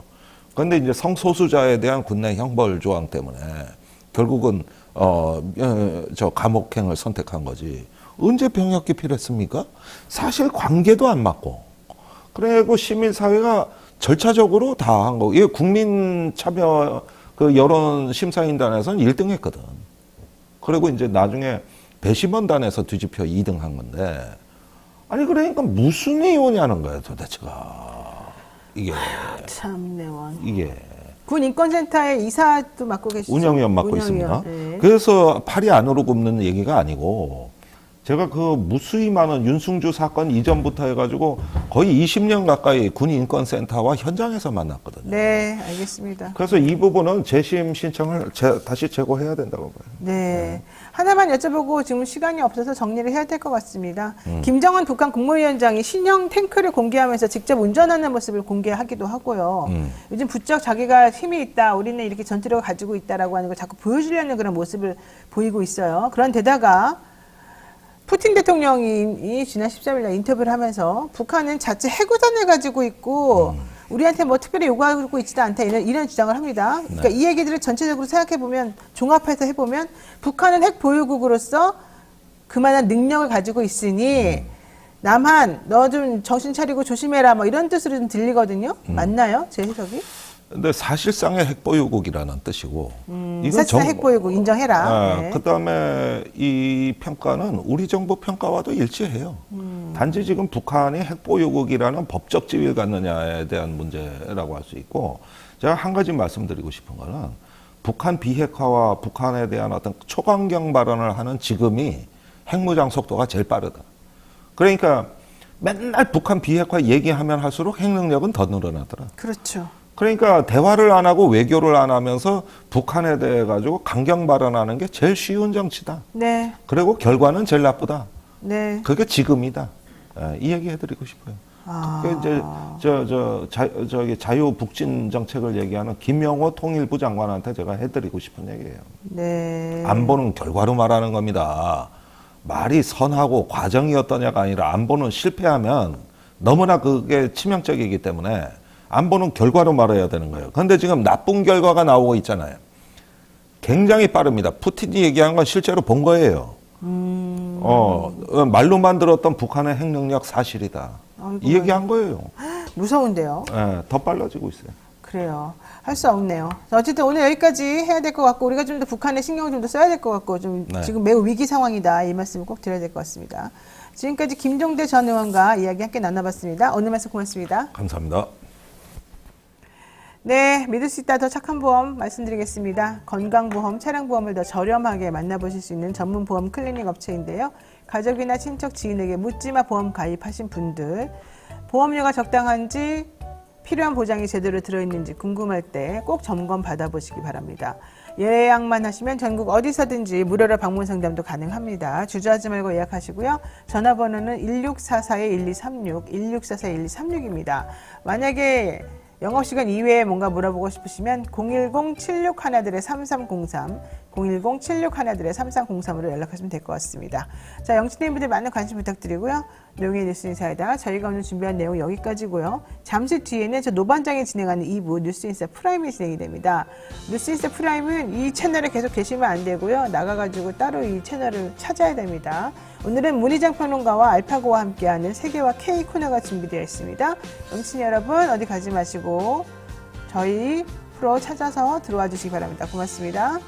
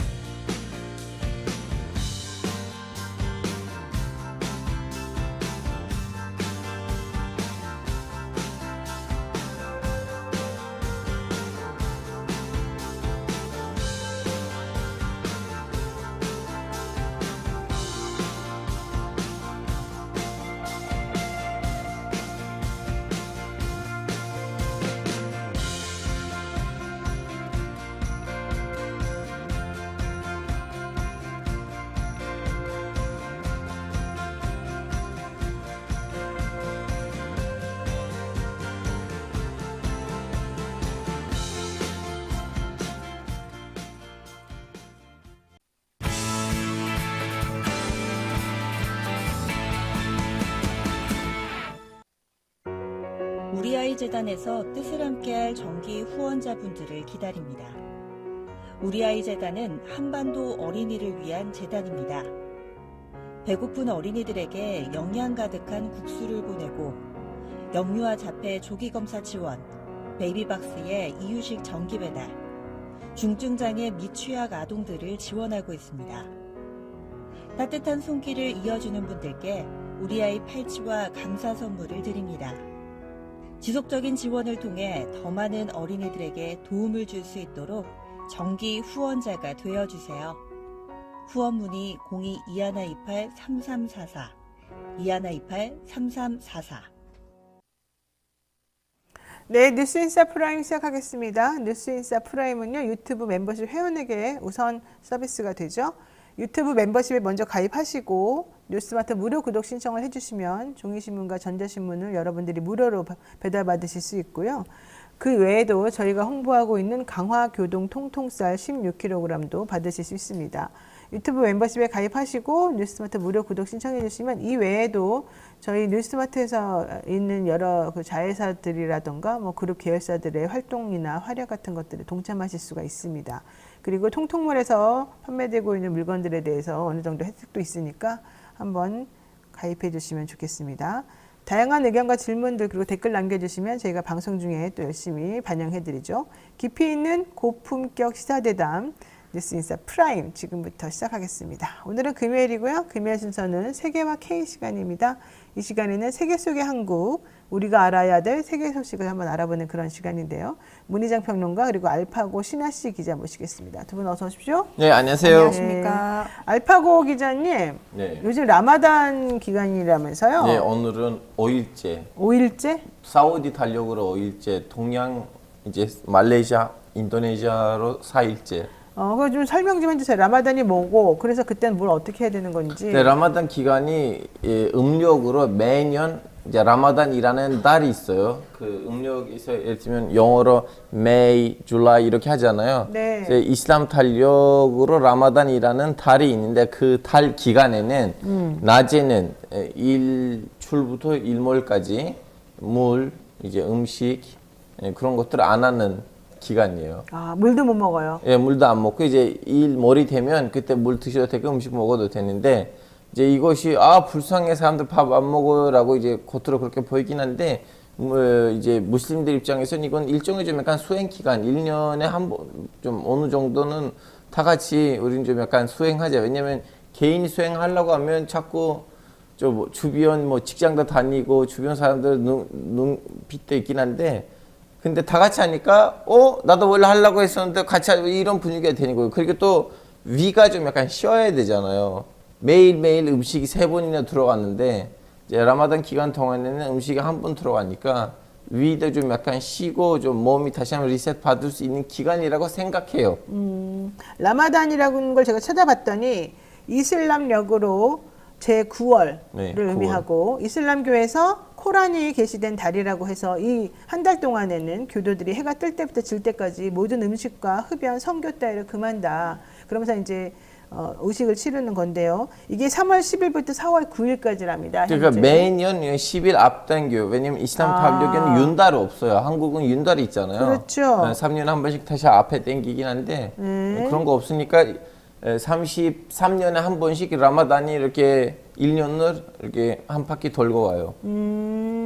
이 라마단은 이슬람의 절기인데 아랍어로는 무더운 달을 뜻한다. 이슬람의 무함마드 사도가 코란을 게시받은 신성한 달로 여기기 때문에 이 기간 일출에서 일몰까지 의무적으로 금식하고 날마다 5번의 기도를 드린다. 원래 5번이에요. 그 기간뿐만 아니고. 원래가 5번이요? 네. 메카를 향해서. 그렇군요. 네. 라마단에 그래서 가장 큰 게 금식하는 거.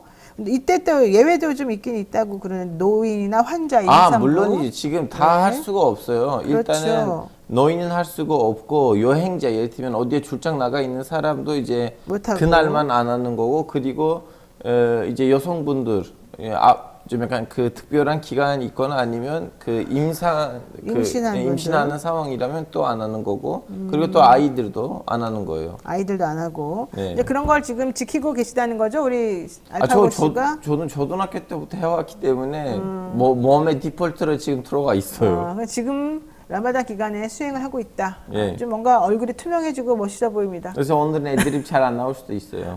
힘들어요, 지금 사실은. 아, 그리고, 그래요? 예, 그리고 라마단 기간에는 어려운 사람들에 대한 그러니까 불교로 말하는 보시, 그러니까 도와주는 것도 가장 많은 그런 달이라고 할 수 있습니다. 그래도 저녁 때는 어차피 먹을 수 있다 그러면 저녁 때 많이 먹고 또 그 다음날 뭐 좀 폭식한 사람들 많죠. 그러니까 간헐적 단식이 오히려 되는 거 아니에요? 저는 이제 사람들 다 거기에다가 집중을 했는데 오히려 라마단의 특징이 뭐냐면 낮이 되잖아요. 그 만수르도 만수르. 그 모함메드 빈 살만은 나랑 똑같이 지금 굶어 있다는 그 생각으로 그 중동 지역이 다시 야 우리 사회는 그래도 불평등하진 않구나 이렇게 생각이 심어주는 기간이에요. 만수르도 굶어 나도 굶어 우리는 동등해. 예, 예.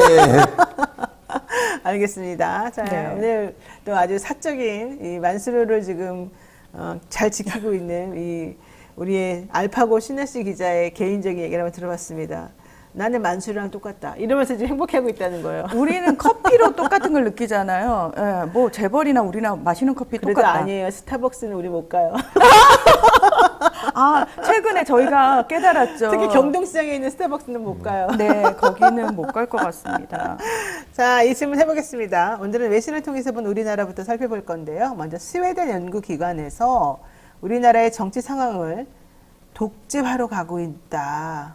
민주화에서 독재화로 전환이 진행되는 국가 중 한 곳이다. 이렇게 말했습니다. 그렇습니다. 저 너무 충격받고 너무 창피스러웠어요. 솔직히 말해가지고. 이게 아 스웨덴에 있는 이 이상한 진보 사람들이 하는 얘기 아니에요 이거? 네, 들어보겠습니다. 배가 고파서 과격해질 수 있을 그러니까 것 좀 같습니다. 이상했는데 성격이 예. 안 좋네. 자, 어디 연구소냐면 스웨덴 예테보리 대학에 본부를 둔 민주주의 다양성 연구소라는 곳이고요. 매년 자유민주주의 지수 LDI라는 것을 발표를 합니다. 전 세계 4,200명 이상의 전문가가 참여를 한 건데요. 앞서서 말씀하신 것처럼 지금 독재화가 진행 중인 국가를 42개 나라로 선정을 했는데 이 중에 한 나라가 우리나라가 됐고요. 네. 사실 우리나라는 자유민주주의 최상위 그룹 32개 나라에 속해 있는 나라인데 그 나라 중에서 독재화 국가로 분류되는 곳은 우리나라밖에 없습니다. 자, 이 보고서에 뭐라고 딱 돼 있냐면 하도 제가 문재인 대통령이 뭘 잘했다 그러면 저를 쫓아다니는 악플러들이 문빠라고 표현을 하는데요. 저는 문빠가 아닙니다. 아, 문빠예요? 아니, 저는 문재인 대통령이 잘한 걸 잘했다고 우리 얘기할 뿐입니다. 노빠예요. 저는 노면 빠죠. 예, 제가 모시고. 네. 자, 보고서에 뭐라고 정확하게 그냥 워딩을 읽어드릴게요. 네네네. 박근혜 대통령의 부패 스캔들과 대규모 탄핵 시위 이후 인권 운동가 출신의 문재인 대통령을 거치면서 한국의 민주주의는 나아졌지만 우익 보수 성향의 윤석열 대통령이 집권한 뒤에 문재인 대통령의 노력을 사실상 무력화했다. 굉장히 적나라하게 표현을 했습니다. 그리고 우리나라와 비슷한 나라로 그리스, 폴란드, 홍콩, 인도, 인도네시아를 뽑았는데요. 다른 나라들 들어보시니까 우리나라가 이런 급이었나라는 생각 바로 드실 겁니다. 그리고 언론의 자유 위축과 관련돼서도 언급이 있습니다. 특히 위축된 나라 20개 나라 중에 한 나라로 우리나라를 지목을 하면서 한국과 그리스는 표현의 자유와 언론의 자유가 침해받는 일이 비단 가혹한 독재 국가만의 일이 아님을 보여준다. 오. 가혹한 독재 국가만의 일이 아님을 보여준다. 무슨 말이에요, 그러면?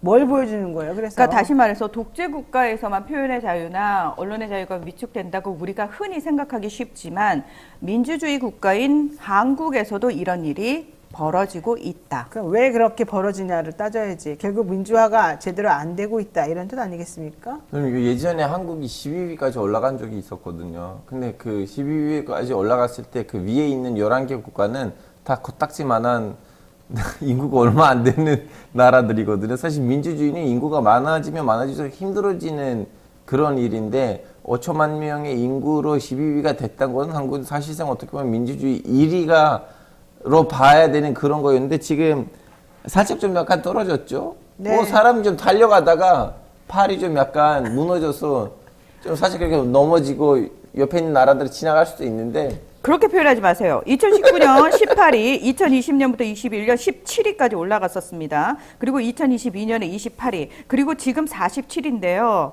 아이고 세상에. 예. 물론 말씀하신 것처럼 북유럽 국가들은 위쪽에 있는 게 맞아요. 덴마크 이런 나라들. 예, 스웨덴 이런 나라들. 근데 에스토니아 같은 러시아와 이제 접해 있어가지고 굉장히 이제 안보 위기가 상시적으로 존재하고 있는 에스토니아 같은 나라도 우리나라보다 높은 3위란 말이에요. 그러니 안보 위기 때문에 우리는 늘 분단국이고 안보 위기가 지금 시급하기 때문에 이런 걸 권위주의적으로 약간 갈 수밖에 없어라는 말이 통하지 않는다는 겁니다. 알겠습니다. 어쨌든 중요한 거 자유민주주의 지수가 1년 전에는 28위였는데 올해는 47위로 너무 많이 떨어졌어요. 20계단이나 떨어졌어요. 자, 독일 유력지에서는 우리나라 대통령을 한국의 트럼프라고 소개하기도 했습니다. 네. 자, 잠깐만, 이거는 제가 우리 알파고 씨에게 먼저 아니 여쭤볼게요. 외국인들이니까 그 사람들 말을 믿어야 돼. 우리나라에서 살지도 않는 외신들이 와서 믿어야 돼? 그러니까 제가 오프닝을 했습니다. 아니 왜 그런 거예요? 솔직히 말해봐요. 잠깐만요. 우리나라에 살고 있는 한국인 그 알파고 씨 예. 살고 계시는데 행복하십니까? 아 저는 솔직히 말하면 오늘 까놓고 얘기하자면 이때까지는 웬만큼 일들을 제가 해명할 수가 있었는데 마지막으로 그 호주 테스트 사태가 저는 그 호주 테스트 운영하시는 분이 잘못했다고 잘했다고 그걸 넘어서 진짜 무혐의 나올 수도 있어요. 그분의 진짜 아무런 잘못이 나올 수도 있죠. 어쨌든 지금 수사 중이니까. 그분의 문제가 아닌데요. 제가 개인을 가지고 공격하려고 한 거 아니고 다른 나라 입장에서는 그런 의혹이 있는 분을 임명하는 자체가 그 나라의 기분을 나쁘게 만들어요. 호주 입장에서 얼마나 기분이 나쁘겠어요. 이제 그런 좀 약간 절차들, 방식들을 우리는 지켜야 되거든요. 그분이 잘못했다, 그분이 무슨 범죄지 그 얘기가 아니고 이런 의혹을 받고 공수처에 조금 이따 간 사람이 완전히 이제 불리고 난 다음에 가야지 그 나라한테 예인데 저는 아무튼 이 마지막 사태가 좀 약간 해명하기 좀 약간 힘들었다고 보고 있어요. 이종석 전 국방부 장관이 지금 주요한 범죄 혐의에 연루되어서 사실은 대통령실 관계자들과 함께 다 같이 수사를 받아야 되는 상황인데 이 사람을 출금 해제까지 시켜줘가면서 내보내주고 뭐 문제 없다든지 하고 있는 바로 이 상황을 지금 설명을 하고 있는 건데 뜬금없이 왜 또 이종섭 얘기가 나오냐면요. 여기 사진에서도 그 독일 기사에 있는 그 사진에서 그거 나오니까 이제 얘기한 거예요. 아니 근데 어쨌든 중요한 거 질문. 아니 입장 바꿔가지고 다른 나라에서 지금 수사를 받고 있는 사람이 우리나라 대사로 왔다고 생각을 해보세요. 그렇게 질문은 그거였습니다. 네. 독일 유력지에서 왜 윤석열 대통령을 한국의 트럼프라고 소개하냐? 자 지금까지 어디에 트럼프라는 별명이 붙은 사람들과 관련해가지고 훌륭한 사람을 보신 적이 있는지부터 떠올려 보라고 제가 먼저 말씀을 드리고요. 자 독일 유력 일간지인 베를리너 모르겐포스트 우리가 주로 이제 미국 언론만 봐가지고 이게 어느 정도인지 모르겠다라고 생각하실 텐데 우리나라로 치면 무슨 신문 같은 거요? 그 조중동 중이죠. 그러니까 보는 독자들의 숫자를 보면 그 정도. 그러니까 메인 맞습니다. 메인 일간지 맞고요. 9일 날 한국의 도널드 트럼프가 민주주의에 도끼를 놓고 있다 이런 표현인데 이 도끼를 놓고 있다는 걸 의역을 하면은. 그러니까 민주주의를 훼손하고 있다 이런 의미입니다. 그렇군요. 예, 윤 대통령이 자신에 대한 비판에 귀를 닫거나 정권 비판 세력을 단합하는 모습이 마치 트럼프와 같다라고 얘기를 하면서 독재자 비판을 받고 있는 이유로 최근에 있었던 입틀막 사건을 굉장히 구체적으로 얘기를 합니다. 네네네. 그리고 대선 경쟁자였던 이재명 더불어민주당 대표에 대한 고강도 검찰 수사를 얘기를 합니다. 네. 그리고 트럼프라고 불리는 이유. 윤 대통령은 자신에게 반박하는 사람을 싸워야 할 상대로 간주하기 때문이다. 간주하니까. 그렇습니다. 네. 그리고 윤 대통령은 가짜 뉴스와의 전쟁을 선포했지만 이를 자신에게 비판적인 언론을 억압하는 데 활용하고 있다. 예로 MBC 바이든 날리면 수사와 관련해서 얘기를 하고 있고요. 네. 그러면서 윤 대통령은 무엇이 가짜 뉴스인지 스스로 결정하고 싶어 한다. 독일 하면 얼마 전에 우리 그 나라 대통령이 국빈 방문하려고 했던 그 나라잖아요. 거기 지금 다시 그걸 재추진한다는 얘기가 나오고 있는데 독일 유력 일간지에서 한국의 트럼프, 윤석열 대통령 이 얘기를 하지 않았습니까? 네. 과연 윤 대통령이 국빈 방문을 했을 때 독일 내 분위기가 어떨지 저는 굉장히 궁금한데 왜냐하면 지금 독일 내에서는 극우 정당 반대 시위가 대규모로 계속해서 벌어지고 있는 상황에서 극우 대통령이 방문을 하는 거에 대해서 독일 국민들이 과연 환영을 할지 의문입니다. 알겠습니다. 자, 알파고 기자님, 외신에서 지금 우리나라에 대한 보도를 많이 하는 걸 들어보니까 썩 유쾌하지가 않습니다. 네. 왜 이렇게 이런 기사가 계속 여기저기 아니 왜냐하면 나오나요? 예전에도 한국에서 뭐 보수 정권 지금 들어온 거 처음도 아니고 예전에도 있었는데 근데 예전에 이제 보수 정권 때 이제 대통령들 보면 다 정치인 이제 배경이 있으신 분들이었기 때문에 뭐 안 그래도 좀 몇 년 정도 정당 활동을 하셨던 분들이었기 때문에 그 이제 민주주의라는 거 그리고 좀 약간 국민이란 소통, 국민을 달래는 거 이런 것들이 좀 이제 몸에 배 있었는데 이제 인생 처음으로 정치를 하신 지 얼마 안 된 분이 바로 이제 대통령 됐잖아요. 네. 그러다 보니까 민주주의 감수성이 일반적인 평균 보수 정치인에 비해서 조금 더 약할 수도 있다고 봐요. 그러나 그 모습이 이제 외국 사람들한테 보이니까 이런 기사들 나오는 거라고 봐요. 그러니까 어쨌든 외국에서도 우리나라의 이 현 상황이 민주주의적이지는 않다라고 지금 판단을 하고 있는 거고 이게 도널드 트럼프의 그런 극단적인 행동이나 뭐 북한의 김정은이 하는 행동과 매우 유사해 보인다. 지금 이렇게 보는 거예요. 자, 문희장 평론가님, 민주주의 지수 아까 말씀해 주셨는데 네. 인도도 마찬가지라면서요. 지금 독재화가 진행이 되고 네. 있는 상황이죠. 예. 인도는 지금 나렌드라 모디 총리가 이제 재임을 2선을 하고 있는 상황이고 4, 5월에 이제 다시 3선 도전을 한다. 요 얘기가 나오고 있는 상황이죠. 인도라는 나라는 14억 명이 넘는 인구 중에서 80% 정도가 힌두교도고요. 그리고 한 15% 정도가 이슬람을 믿는 무슬림들입니다. 그리고 나머지 이제 소수 종교들이 있는데 모디 총리 같은 경우에는 힌두 민족주의 기반이에요. 다시 말해서 힌두 민족주의. 저는 민족주의라는 말을 사실은 굉장히 좋게 써주는 거라고 생각을 합니다. 아, 그래요?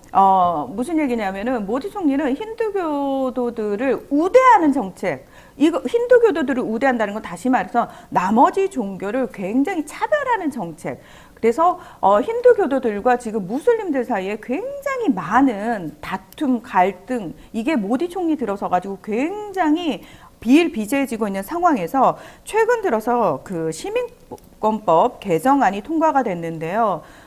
통과가 된 건 2019년이고 이걸 시행한다라고 얘기를 했는데 이게 이제 그동안 시행을 못하고 있었던 이유가 뭐냐면은 6개 종교 신자들에게 시민권을 준다는 건데 중요한 거는 2억 명에 가까운 무슬림들한테는 이게 이 사람들이 빠졌단 말이에요. 안 준다는 얘기예요. 그러면 기존의 시민권을 가지고 있던 무슬림들뿐만 아니라 새롭게 시민권을 받아야 되는 무슬림들을 상대적으로 차별하는 그 법이 될 수 있기 때문에 이것과 관련해 가지고 결국은 또다시 선거를 앞두고 자신의 지지세를 모으기 위해서 선거용 공약으로 내세운 거 아니냐 이러면서 무슬림들을 또다시 고통에 빠뜨리는 지금 행위를 하고 있다. 이래서 인도 내에서 난리가 난 거죠. 그러니까 인도의 시민권법이 개정이 되는데 이게 바로 무슬림 차별. 그렇습니다. 결과적으로 차별하는 네. 그런 상황이 벌어지는 거죠. 그러니까 개정안에 따르면 방글라데시, 파키스탄, 아프가니스탄 등 세 개 나라 출신 불법 이민자로 힌두교, 시크교, 불교, 기독교 등을 믿는 이들에게 시민권을 부여할 수 있게 했는데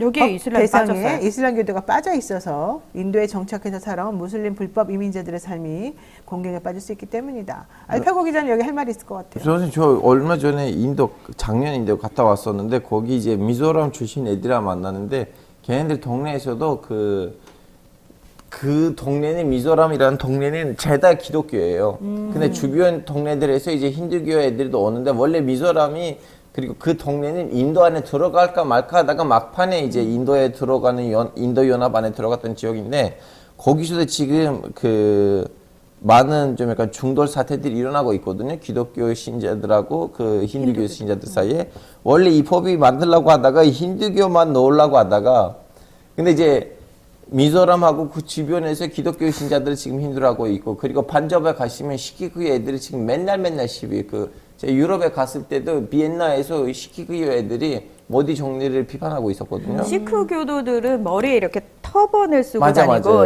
그리고 보통 성이 싱이라는 성이 붙어 있으면은 보통 시크 교도라고 보시면 돼요. 그렇군요. 그래서 이제 원래 힌두교만 하려고 하다가 그러니까 너무 이미 좀 약간 다른 종교들이랑 사이가 나쁘니까 좀 차라리 그냥 이슬람만 빼고 나머지 작은 것도 너무 짜고 해서 이렇게 됐는데 지금 시위가 매일매일 일어나고 있어요. 아이고, 자 알파고 기자님에게 이것도 또 여쭤보겠습니다.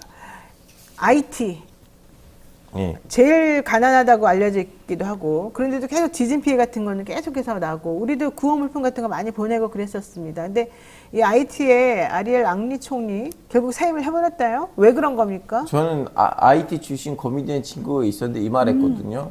알파고 우리나라가 너무 가난해. 얼마나 가난하냐면 우리가 중간중간에 홍수가 있다, 지진이 있다가 뻥치고 원래 있는 그대로 사진을 보여주고 얘네들한테 후원금 받는다. 이거 블랙 코미디인데 예. 원래 니네들이 그 지진이라고 생각하시는 그 모습 우리나라의 원래 모습이에요. 아, 그래요? 예, 좀 약간 진짜 가난해요, 여기는. 가보시면 그 아프리카 느낌이 나요. 원래 남미에 있는 나라인데. 세상에. 예, 근데 이제 이 나라의 문제점이 뭐냐면 그 지정학적으로 위치가 어떻게 보면 제일 큰 세 번째 섬인가 두 번째 섬에 있어요.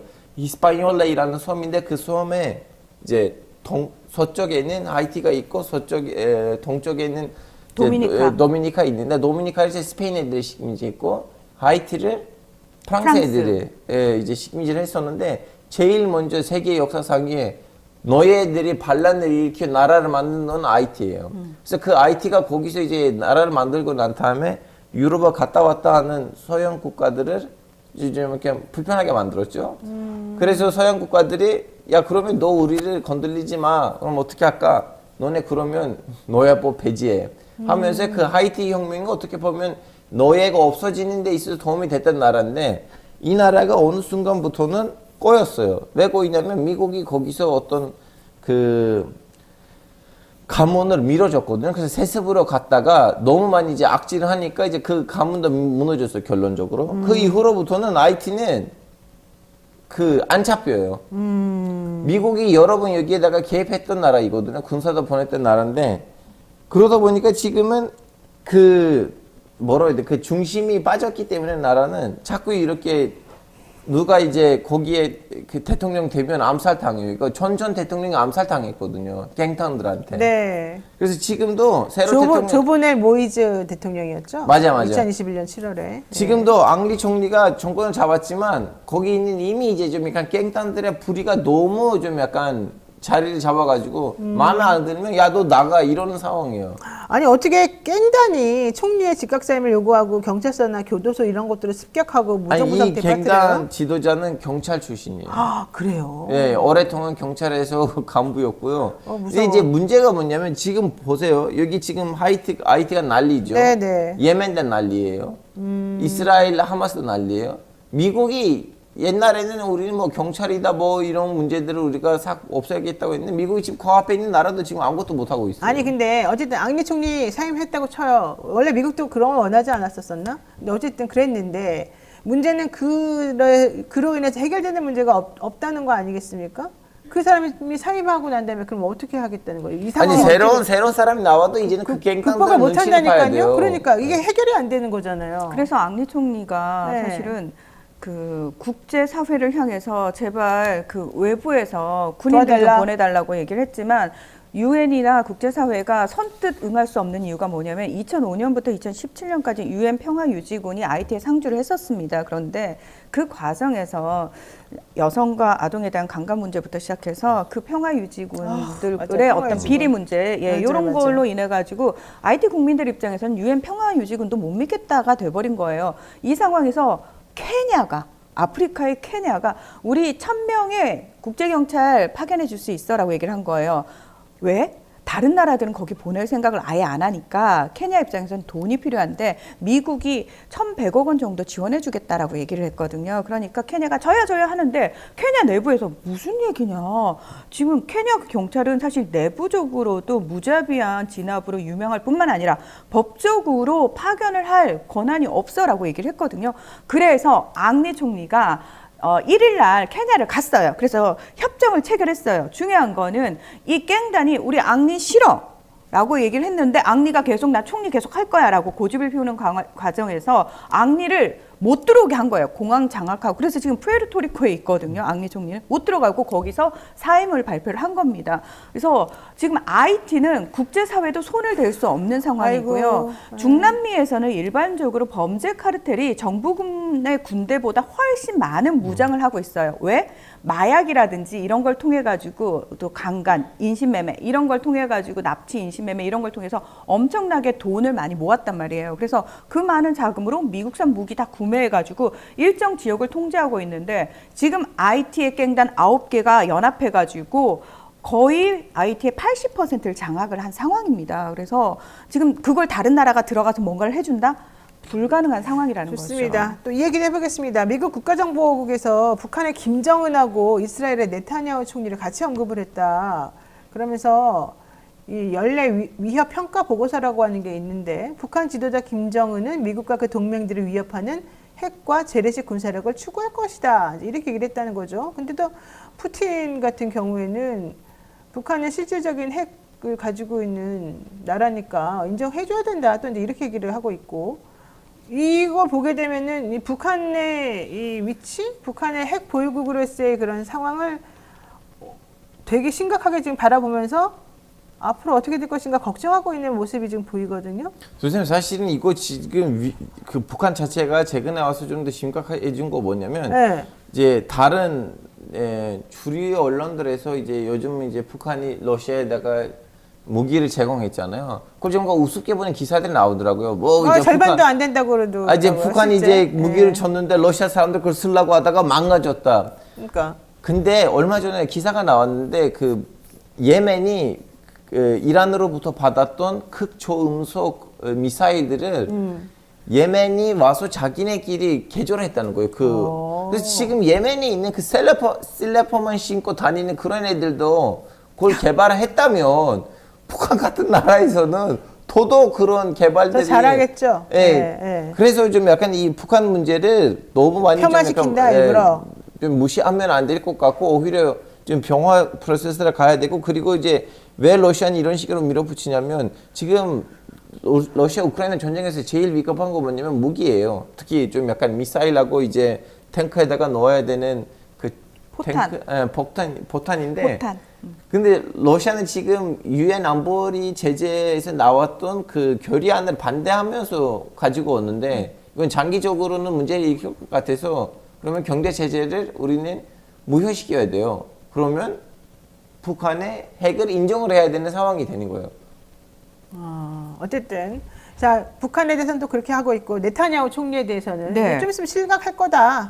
이런 얘기 지금 하고 있는 거죠. 그렇습니다. 지금 미국 국가정보국 DNI에 대해서 먼저 설명을 좀 드리면은 왜 2001년 9.11 테러 발생을 했을 때 아니 정보력이 가장 강한 나라인 미국이 본토를 어떻게 공격을 받았지? 이게 있을 수 있는 일인가? 봤더니 16개의 정보기관들이 있는데 중요한 건 각각이 다 정보를 가지고 있지만 이 정보 간에 서로 협력이 안 돼가지고 그걸 이제 그 9.11 테러가 벌어졌단 말이죠. 그래서 3년간 고심 끝에 이 16개를 한꺼번에 묶어가지고 협력하게 만든 게 국가정보국입니다. 그래서 1일 대통령 보고서라고 해서 매일 대통령한테 1급 기밀을 보고를 하고요. 그리고 매년 그 연례 위협 평가 보고서라는 걸 내는데 이제 관련해가지고 미국이 악의 축으로 이제 규정을 한 나라들과 관련된 이야기들을 하고 있는데 이번에 이스라엘과 관련된 얘기가 나왔는데요. 이 안에 보면은 사실 네타냐후 총리의 정치 생명이 위태로운 상황이다.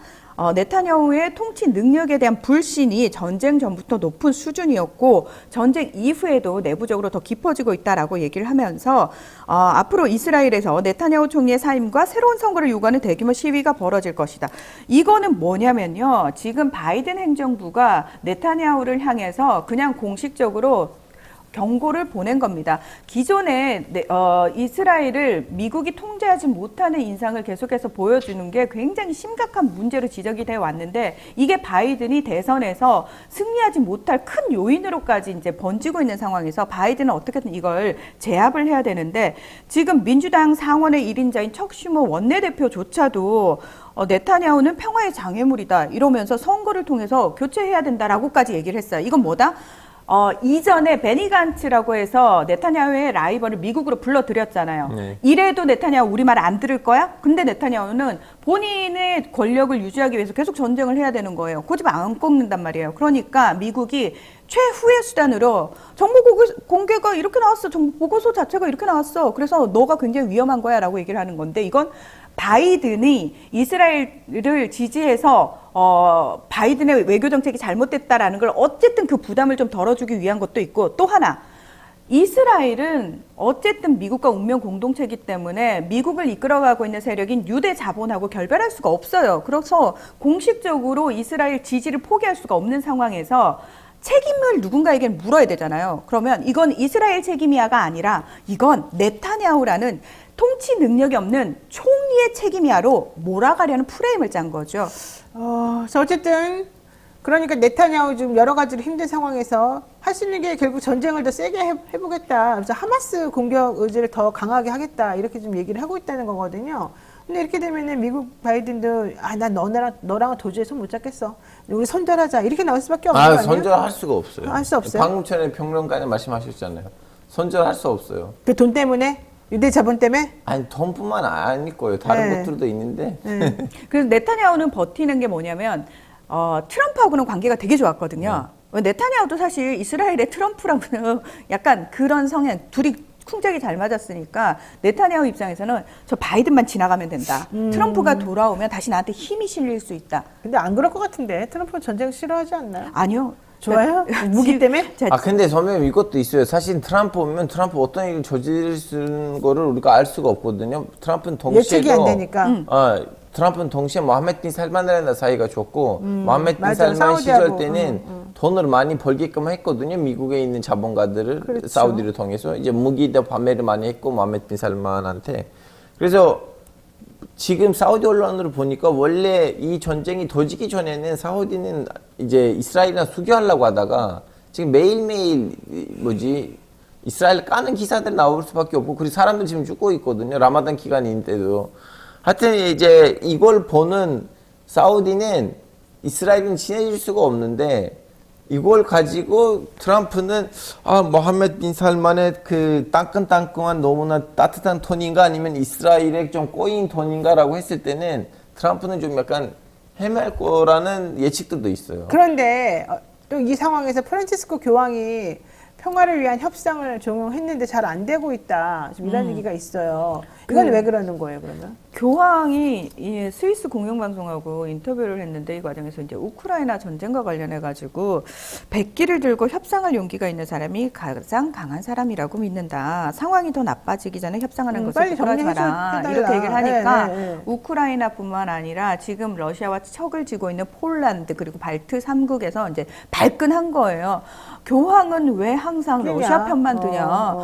아니 우크라이나한테 백기를 들고 협상을 하라고 얘기하지 말고 먼저 침공한 푸틴한테 그 얘기를 좀 해라라고 얘기를 하고 있는 거예요. 맞는 말 아니에요? 예. 근데 이제 바티칸 측에서는 이렇게 논란이 커지니까 아니 우리는 너네한테 항복해라고 얘기한 게 아니고 평화 협상을 하라고 얘기를 한 것뿐이고 그건 당연히 외교적 해결이 돼야지라고 이제 한 발 물러섰어요. 예, 한 발 물러섰는데 사실 프란치스코 교황은 가장 객관적으로 얘기를 해요. 무슨 얘기냐면은 러시아가 이렇게 침공하게 된 계기에 대해서도 나토의 동진이 러시아의 안보를 위협했다라는 부분을 정확하게 지적을 하거든요. 그러니까 러시아를 잘했다라고 하는 게 아니고 러시아가 침공한 건 잘못했다. 그러나 외교라는 게 사실은 그 안보 위기라는 게 어느 한 나라만 일방적으로 미친놈처럼 움직여가지고 될 문제는 아니거든요. 그렇죠. 그래서 그 부분을 같이 동시에 지적을 하는데 서방 언론 쪽 입장에서는 러시아 편을 요만큼이라도 들어주는 것처럼 느껴지는 게 싫은 거죠. 그리고 이제 교황님이 동시에 나라 수장이다 보니까 나름 일반인보다 더 많은 정보들을 가실 거잖아요. 그렇죠. 튀르키 언론에서도 나오고 다음에 이제 푸틴도 자기 인터뷰에서도 여러 번 말하는데 사실은 튀르키예에서 푸틴이 젤렌스키랑 합의를 볼 뻔했어요. 전쟁에 좀 약간 협상을 할 뻔했는데 이제 푸틴 말로는 영국 튀르키 언론에 따르자면 이제 서양 세력이 막판에 막았어요. 우리가 더 많이 지원해 줄 테니까 이렇게 해줄 테니까 너 계속 싸우고 너의 동부 땅까지 살려야지. 어. 그래서 지금 사실은 동부 땅이 제일 큰 문제예요. 돈바스 지역이라고 불리는. 아, 돈바스뿐만 돈바스는 아니고 그 원래 주변. 이 싸움의 시작이 돈바스죠. 그렇죠. 아니었어요? 예. 예. 그러니까 서방 국가 입장에서 그 당시에 야 우리 군수 산업체 아직 무기 덜 팔았어.